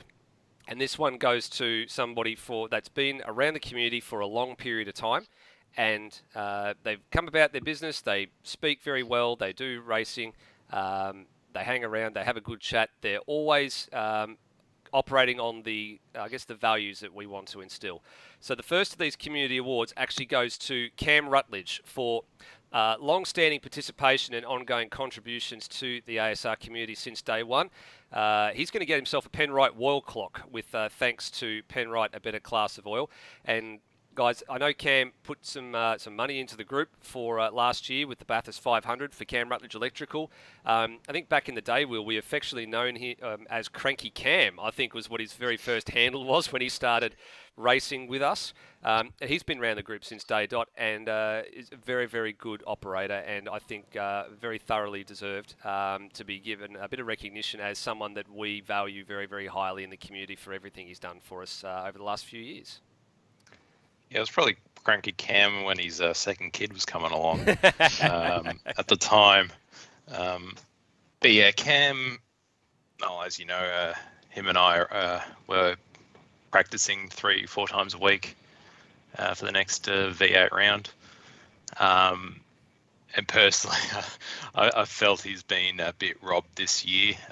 He's significantly improved in his V8 racecraft, but then the competition also has improved. So even though he's where I'd say I was 2 years ago in the V8s, he's still sitting 12th, 13th in the pack because everyone else is just so much faster. So out of everyone in the V8s, I don't think anyone realizes that he probably puts in the most amount of practice and the most amount of effort. So it's really great to see. And I always enjoy just hanging out with him and having a chat. Yep, I agree with that. And he's been around the traps for a while, as we said, and he's a pretty handy electrician as well. He's up there at Nowra in New South Wales. So if you're looking for a electrician up in that general direction, go and reach out to Cam, because he is definitely one of the best guys up there. He's got a good couple of apprentices under him as well, teaches them really well. I think he's actually on the lookout for a couple more, I think, as well. So how good business is going up there for him. So congrats, Cam. You've definitely deserved that one. The next one's a sponsorship recognition award, and now we alluded to this a little bit earlier in the broadcast, but this was one that all 7 of the admin crew sat down and unanimously thought was very, very appropriate given this year to award. So we'd like to award this one on behalf of the ASR admin team to Scott Nolan for Smith & Sons' generous sponsorship contribution to this year's Supercars Championship. You can see there Smith & Sons design, plan and create. He's going to get himself a Penrite mug set and a Milwaukee bucket hat. I think I can't remember who told me to give him the bucket hat. I think it might have been Rossi that said he loves a bucket hat, so let's get him one. And Penrite and Milwaukee are proudly giving those to him. I think, Rossi, was it you that told me to put the bucket hat on the side for Nolan, or was it somebody else? I think it is, but it's sort of in reference to a Discord channel. But Yes. It's between myself, Lewis, Higo and Rady, we sort of spend a bit of time with Nolan on the side between races and sort of during the week. He does care deeply about the group, like from the very beginning. Like you said, he chipped in for the Mustang, and then throughout the whole year, he's done majority of the point sheets. Had them pretty much from the end of the night. The points were updated provisionally, of course, to before the stewards' reviews and whatnot. But he was always there, trying to benefit of the group very much first. CT3s he offered to from the very beginning. Try a little safety car trial by doing the starting of the grids. He put his hand up pretty much first for that, and just he's always looked out first for the group in anything that he does. So just behalf on all of us, Scott, we thank you for your efforts. Yep, couldn't agree more. And the contribution, I mean, without saying how much money actually got tipped in, it was extremely generous. Probably one of the biggest contributions we've actually seen. So a big thank you to Scott. That money does go a long way to, I guess, putting back some funds into people's pockets that otherwise would have not had that money to burn. So it's very, very much appreciated. So thank you very much to Scott Nolan for that one. All right, 3 more to go. So, guys, we have the community best and fairest one, which I think we're going to save till last. We've got the a best and fairest one voted for by the admins, and we've got the community legend. Now, I don't know how you guys want to actually do this. Do we just go it in the order that I put it out for before, with the legend and then the 2 best and fairest, or what do we do? I reckon Leave legend for last. Leave the legend for last, yeah. Legend for last. Okay, so we'll leave the legend for last. Which one do we do next? The admin voted or the community voted best and fairest? Admin. Admin? Admin, yeah. All right. I think we're all unanimously agreed here. We're going to do the admin voted best and fairest one. So as much as all of you were out there and voted for the best and fairest based on who you raced with, the admins also had a separate, as well as voting for that person as part of the community, the admins also had a separate vote as to who we believe is the best and fairest based on the values and the underpinnings of the ASR community. It was a unanimous verdict for the admin team. The best and fairest admin voter goes to Daniel Cox for best representing the values that the admin team want to see in the community. And with thanks to Penrite, a better class of oil, he's actually got himself a Penrite dress jacket coming his way. They're not cheap, guys. They're about $120, $130. So there's actually quite a substantial prize. And really, really good to see. I think I've got one of them. I'm not sure if it's the clamshell type one, but they are a very, very nice dress jacket to have.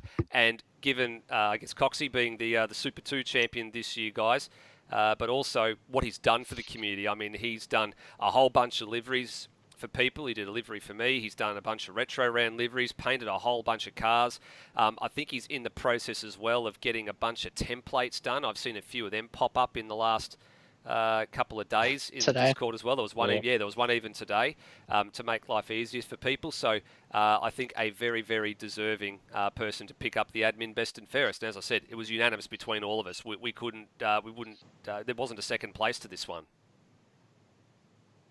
Yeah, I think there's a few people that you could say, they've been a really good part of the community. But you look at what Coxie's done, just the templates alone. Today he put stuff out there for the VF Commodore for next year's Super 2. It's not even the main series, and he's putting stuff out there for that. And then he did. I think he would have ended up doing about half the supercar grid, at least half the supercar grid, and then maybe half or 3/4 of the Enduro Cup and the retro round liveries as well. So he's put in a heap of work. He might not be on each and every series, but he's out there and put in a heap of work. I don't think anybody could say anything wrong about him when they've spoken to him or raced with him on the racetrack. And worthy winner, as unanimous from the admins. He's done a fantastic job all year, and big thank you from myself and to the rest of the admin crew, to Coxie, and well done. Yep, I think very, very well thought. I think we all just want to give Coxie a big thumbs up, I think, here, gents, because he actually did a really good job. So a big thank you to everybody. Yep, thumbs up, thumbs up, thumbs up. And that's from our point of view, I don't think there's a better deserving person for that. He's definitely got a skill set that I think a lot of people envy with regards to doing liveries and stuff. So very well done for Coxie.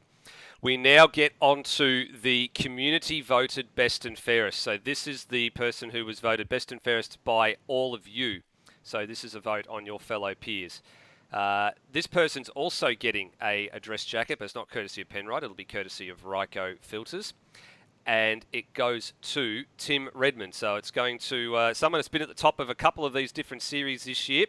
And the honourable mentions in there, Luke Rosella, Daniel Cox was also in this as well as community voted, Termo and Lockie Burke. They weren't that far behind. Redmond actually won the vote by a solitary vote over Rosella, and then there was another vote back to Cox. So a very close run thing here in the end here, gentlemen. And I think this one could have gone, I reckon there's probably a lot more names on that are not on the honourable mentions list that I could have thought off the top of my head that it could have gone those people's way. There was definitely a lot of people this year that stepped up and definitely raced hard, raced fair, and they didn't slag other people off and contributed in the community, voice chat, text, Discord chat, and things like that. So it was really, really good to see. And I guess at the end of the day, being a very close run thing, well done to Tim Redmond.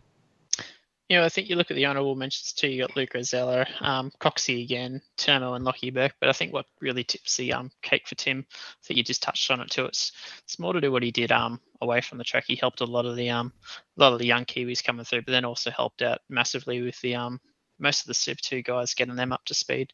So it just wasn't his on track conduct. He very much helped behind the scenes with a lot of people, just so they're on the ball. They know what they're doing.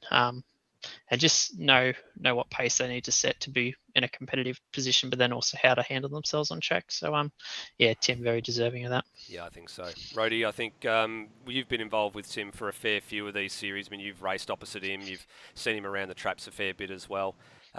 Rossi touched on it with some of the work that he does off track. I think the bit that strikes me the most about Tim is, I guess, asking for permission rather than asking for forgiveness after the whole thing. He actually comes along and says, look, I've got a really good idea, and would you be opposed to doing this? And most of the time the answer is yes. And I think that's probably a really good trait that probably sets him apart in this one. Yeah, I think of him as one of those drivers.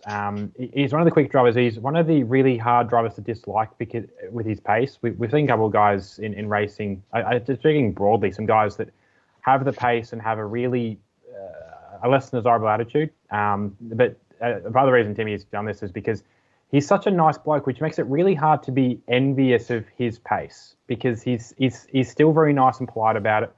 And as you mentioned, he'll throw ideas in, and if something is, if he's exactly that point is, he's got an idea, he'll come and talk to us about it first. He won't go and do it and then go, oh look guys, I've done this. Is it okay? Because that kind of puts you in the corner. So. No, just a really good guy to have in the community, and absolutely deserved winner. Yep. Agreed. And well done, Tim. And keep that work up, because it's definitely something we love seeing, is the work you're doing with a lot of these young fellas, bringing them through. Please keep that up, because it's an awesome trait to have, being very selfless and giving your time. Thank you very, very much. Last one here, gentlemen. We've got the community legend. Now, a few people have been looking forward to this one. I see a few of them rubbing their hands together, some drum rolls going on. Now, we all know who the winner is. Now, before we get into the business of who the winner is, I want to talk about what this person is getting. This is the most expensive prize in terms of its monetary value that we've ever had to offer tonight. Just to give you an idea of what it is, I'm going to read this officially, just so people know what it is. I'm going to turn my head over to the screen over here just so I can see what it is. This person will be winning, will be awarded a 1/18th scale model of a Holden LH Tirana L34, which was liveried in the car number 8, which was driven by Charlie O'Brien and Wayne Nagus in the 1976 Hardy Ferodo 1000. All right, it's an auto art model car. Over in this country, some of these models can go for over 300 Australian dollars, so they're not exactly cheap. And this is a once-off, and it is presented very, very proudly and very, very graciously by Ryco Filters. It is a very, very nice model car. Now, if I go back to the team screen, it's not one of these 6 members on the screen that are winning this award. Now, I can see here, Lewis Wedding's got a handful of models behind him. So he's obviously got his arms in here. No, Lewis, you haven't been robbed. You got prizes this year. Brenton Foley off to his left actually has a bunch of model cars there. Foley, if you'd like to turn your camera, I think you can actually show us what you've got there. You've got a nice collection of models there as well. There they are. Plenty of them there. Wrong 888 driver. Yeah, wrong 888 driver. There you go. So, unfortunately for those two, they actually haven't won it, and neither have one of the admins, and I haven't won it either. So that was one of the very important things I put out this year, being a reigning best and fairest from last year's awards, that any votes for me were immediately excluded because we want to share this go around. So with the drum roll, the community legend for 2021, the very first awarding of the community legend, goes to NZ Snipes. So Kane Gray has won the model. There's a picture of the model car right there, guys. And honourable mentions, you can actually see there were so many people that were so close on the votes to winning this. So NZ Snipes with a total of 5 votes. Everybody that is listed there behind him was on 3. So Lewis Wedding, Daniel Cox, Hans Brunswick, Brian Walsh, Termo and Rhodey, all with 3 votes. So a very, very closely run thing. And really, really proud to see that, from my point of view, that probably the most expensive thing doesn't actually have to ship from New Zealand. All the prizes are coming from New Zealand. I was really worried, if I'm being honest, about the thing getting broken in transit. But I'm really happy to see that it's staying in New Zealand. It's not going to get broken, and Scott Stancliffe's going to make the 30-minute drive to wherever Snipes is, and he's going to hand that thing over to him. So he's in the chat here, and I don't think he can believe it, guys. He's actually said, "What?" So I think I think his jaw is currently on the floor right now. But that's been voted by your peers there, Snipes. So congratulations. Yeah, I don't think there could be anyone that has a bad word to say about him. He's there before every race, after every race. He's always having a laugh with people. He might make a mistake on the racetrack, but he apologises straight away. And he just like Coxie, a number of other people, but particularly him. Pleasure to be around in the Discord, and just a really happy bloke. So yeah. Well deserved, and well done, Snipes, and hopefully you can stick around the community for as long as as long as we're around, really, because you're the kind of person that we want in the community. So well done, and enjoy the model. Absolutely. Similar to Lewis, Echo, it's a lot of his stuff he does behind the scenes too, similar to Tim Redman, helping up with a lot of Super 2 drivers, making sure they know what they've got to do, know what their pace is, know what's expected of them too. So it's more so what he does off the track that really embraces the whole legend award. Yep, agree. There you Yeah, go. very, very well Yeah. deserved. Definitely what Rossi's just said. It's a lot of what he does off the track. Even not even helping like the rookies and the people who are just coming up into what we do, but even people like me who have been around for a little bit but still have room to improve. Like even helping people out, such as myself and other people that are on my level, just trying to get them up to the next level. It really just brings the community up as a whole. Yep. Will? Yeah, and I'd say this about all the Kiwis, and I think this is why, as a team, they had such high numbers for votes. Is I don't think there's not one of them where you're racing and you can't just trust them when you're being around them, whether they're behind you, in front of you. If there's contact, it's never going to be deliberate. They're great guys to talk to. NZ spent some time with him a few weeks ago in another race we were doing. Actually found out his name, which blew my mind. Won't release it here, but yeah, can't say a bad thing about him. He's hands down, him and Tim, greatest guys to talk to in the group at the moment. Finally, Rody?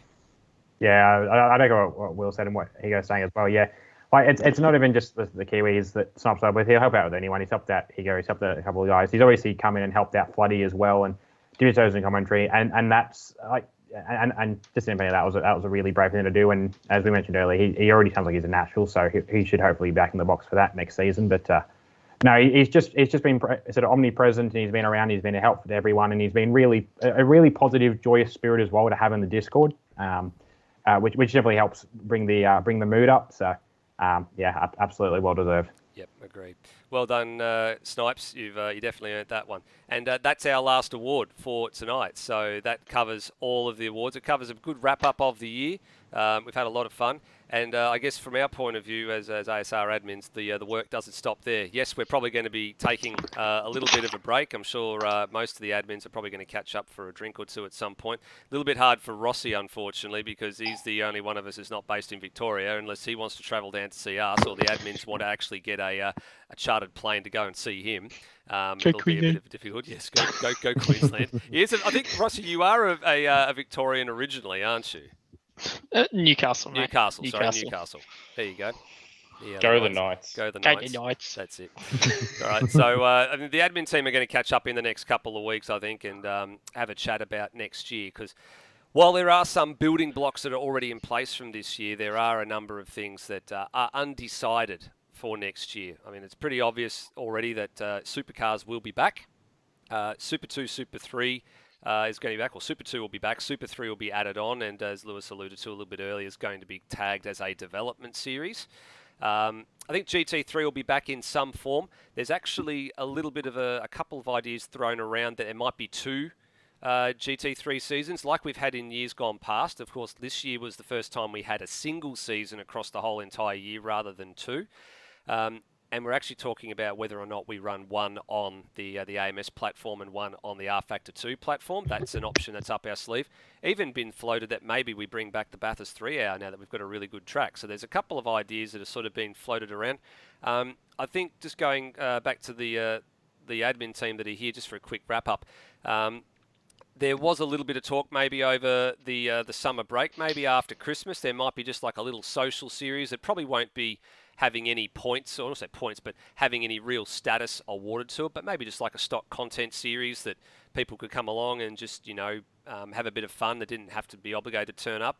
Lewis and Rhodey, I think you two have been sort of at the front and centre of that discussion. Does one of you want to take this? Yeah, so like when I've had a bit of time lately, I've been sort of bumming around, having a look, seeing what I could sort of scrounge up for, just to sort of keep everyone together and, just to, keep everyone together on track over the course of summer. It's not going to be anything supercars or anything serious related, but what me and Rhodey have looked at is in AMS, it's, stock content in that it's one of the DLCs, but I'm not sure what we're going to call it, Rhodey, but it's not PG friendly name, but maybe the Shitbox Cup with what they are. They're the old school Brazilian touring cars or stock cars, and just running like the B class in one of those. So they're predominantly front wheel drive cars, no horsepower. Just think of, say, a Hyundai XL, but around about that kind of speed. So they're not very fast. You can sort of bang doors with each other and stuff like that, and the templates with them are pretty simple. Only issue is with obviously them being DLC. I'm not sure how much the price is on Steam for that DLC, but that's what we're looking at. But that said, if there's any ideas that you guys have, we want to stick to, if we can, to AMS just for this, preferably stock content and very easy to drive. But if you do have any ideas, flick them over to myself and Rody, and we'll try and find something. So just something nice and easy, nice and slow, that you don't need to do 20 billion laps of. There'll be fairly short tracks regardless of what we do, just to keep it nice and simple. Most likely stock tracks as well. So yeah, any ideas? But let us know. But outside of that, that's what we're looking at. And we haven't got a date put in just yet, Rody. But at this stage, probably after Christmas, that'll give people, a bit of time to, put some liveries in and give us ideas if they want to try something different. Yeah. So it's 80s production car racing. It does lean into it. We did see a couple of votes, a couple of suggestions in the next year series box in the survey for production car series, and it is essentially production cars. It's based on classic Brazilian touring cars of the 80s. There's a Volkswagen Golf and a Passat and like a Fiat Uno or something like that. It's real. It's real sort of bargain basement stuff. We're not about to drive Lambos and McLarens and whatnot. So yeah, like Shitbox Cup, it's maybe not the most stream friendly name for it, but it is a good option. I did actually do a Brazilian translation of what it would be, which is a lot fancier, which you could use that. But yeah, we'll come with a name. And sorry, what was that, Rossi? Say it. Say mine. Yeah, translated. Okay, hang on. Pronounce it, Rody. I didn't think about this. I was working on the. No, on do it without logo thinking. for it. Just pronounce it. Go. Just wing it. I remember it roughly. It's Campeonato Australiano de Marcas e Pilotos, which is Portuguese translation of the Australasian Championship of Drivers and Makes, which is what the Brazilian series was known as, the Brazilian version, obviously, in the 1980s. So it's basically it's the historic version of what we consider the modern Marquez cars in AMS now. They're actually the historic series that ran the Marquez name before they became the hyped up V8 touring cars they are today. So that's just one option. But yeah, as I said, that's one option we're thinking of. But if anyone's got any other ideas along the trajectory, then yeah.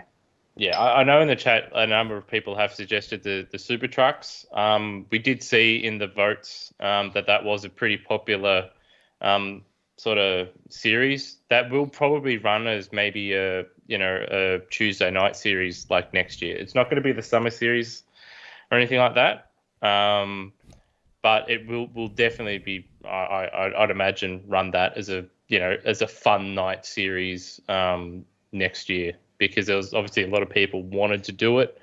A lot of people did do it for the Gold Coast round, and even though they were, I wouldn't, as you alluded to, that wasn't so much a race. I would probably describe it more of the battle for survival. Either that or a safety car procession. No, it was a battle for survival out there for all those guys out there. It was either you died and went over the fence, or you somehow survived it. But it will be a series we will probably run, but it won't be the summer series. So any suggestions, leave the super trucks out of it. But I'm sure obviously you guys will be looking forward to the super trucks. But yeah, the summer series, who knows? But at this stage, probably going to be those Brazilian stock car, or not stock cars, but production cars. And just as a heads up, that DLC does cost, I think it's about $8.50 just for that DLC. But if you want to, you can get it as part of the season pass. Yeah, that's a fairly good point as well. Hugo raises there. A lot of this stuff is actually going to be coming probably on sale with Steam in the next probably week or two, I guess, as well, coming up to Christmas. I know a few people don't have the DLCs. I know most people just sort of bought Adelaide as a DLC, especially for supercars. But a lot of the DLC content that we do run, cars, especially I think a few tracks like Hockenheim and Imola and those ones are also DLC as well. So if they ever do make an appearance again on a calendar that you haven't got it, you may as well get the season pass when the sales happen on Steam, and we'll of course be keeping an eye out for those, and we'll let you guys know how that's going to be. There is a fair bit of feedback that came through in the survey for things to start, stop, and series that you guys want to run. So we appreciate everything that everybody's given us. There is a fair bit for us to scrimmage through. Lewis mentioned the super trucks. We have got stadium super trucks, I should say. We have obviously got the Gold Coast track now with that in play. There's a handful of them in the stock content as well. Any of the other tracks, of course, require a little bit of modding just to put the jumps down and make sure that everything goes according to plan. So we'll see what we can do with that. We can't really make any promises with it, but that's the way that goes. It's fair to say the core series will be back next year, like we said before. The usual Super 2, Supercars, Super 3, GT3s, all those ones will be back, and then the rest of it we try and figure all that stuff out as we go along. Well, what we might do before we wrap proceedings up is we'll give a big wave to all the admins. They've been great sports, so big thank you to Lewis, Rossi, Higo, Foley, Will, and Rhodey. Big wave from me. Thank you guys, and pleasure having you along again. Gonna jump in real quick with one final thing I want to mention, and that is the one person that hasn't got much praise tonight and definitely needs it is Nether or Steve. We work as a group and as a team for pretty much everything we do for the group. But if you don't know that Nether pretty much is the backbone of that group. Without him, not a lot would, or not as much would get done. He does a lot of work behind the scenes. He organises every stream. He organises everything and makes sure the schedules are fine. And I'm going to forget 10 other million things that he does just in this little list. The servers for the nights, he runs them even when he's not racing. He even did the iRacing State Series this year. The iRacing, the V State Series, and still managed in between races to come and make sure that me and Rossi didn't need any help with Super Series in between his races that he's meant to be focusing on.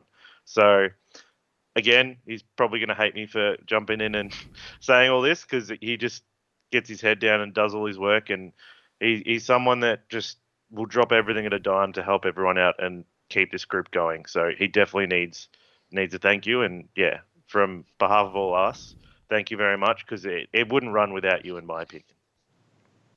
Thanks, guys. And I can back that 100%.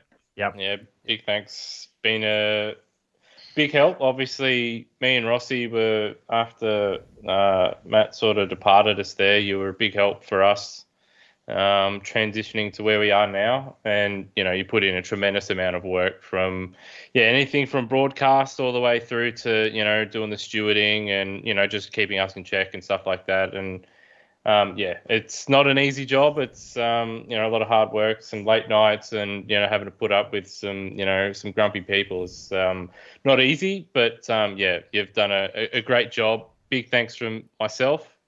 And personally, I'd like to big thanks to Higo, all the work he's done this year with not just, getting the Mustang. He did a tremendous amount of work to get that into the, from Hum 3D all the way into the game.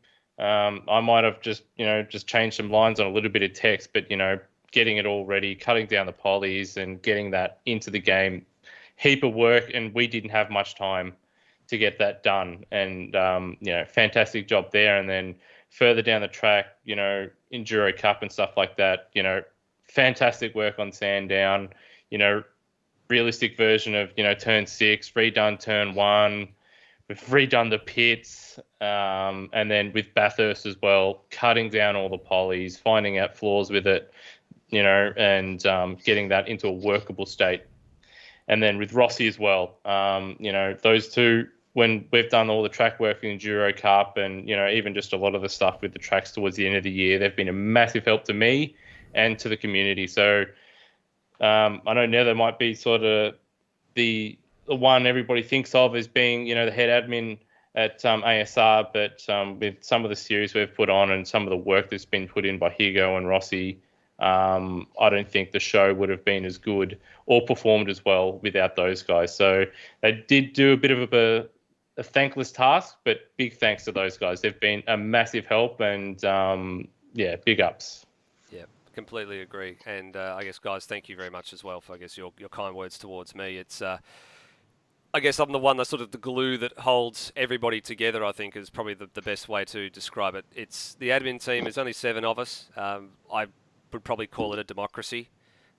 We all get together. We all, sometimes we have fights and arguments. We try and work out a decision that works best for everybody. At the end of the day, it's all for you guys. So a big cheers to all you guys that are out there for continuing to come back and race every single thing. I think the other guys are probably going to raise one as well. There they are. They're all having a drink. So that's really great to see. Thank you, guys. And we look onwards and upwards towards next year. I guess to address one little rumour that has probably been doing the rounds in the last sort of couple of weeks or so. I had made it obvious that I was going to disappear. I don't mean disappear as in disappear from ASR and disappear from the admin team. It's disappear for a little bit to have my own sanity and to spend a little bit of time with my kids and my family. No doubt the same thing's going to happen with a number of the other admins. They're going to take a little bit of time off over Christmas and get, I guess, a little bit of some sort of normality back now that COVID's gone. But the important thing I want to stress in all of this is it's not just a time for us to have a little bit of time off. It's time for a lot of you guys to take a bit of time. Enjoy yourselves coming up to Christmas. Please always drive safely on the roads, because the last thing we want to see is people this year finding themselves wrapped around a tree or whatever the case may be and not making it home to the people that they want to be with. The one thing to remember is there is not one person that will not miss somebody else if they're not there tomorrow. So please drive safely, and we will see you in 2022. Bye, everybody, and see you next time.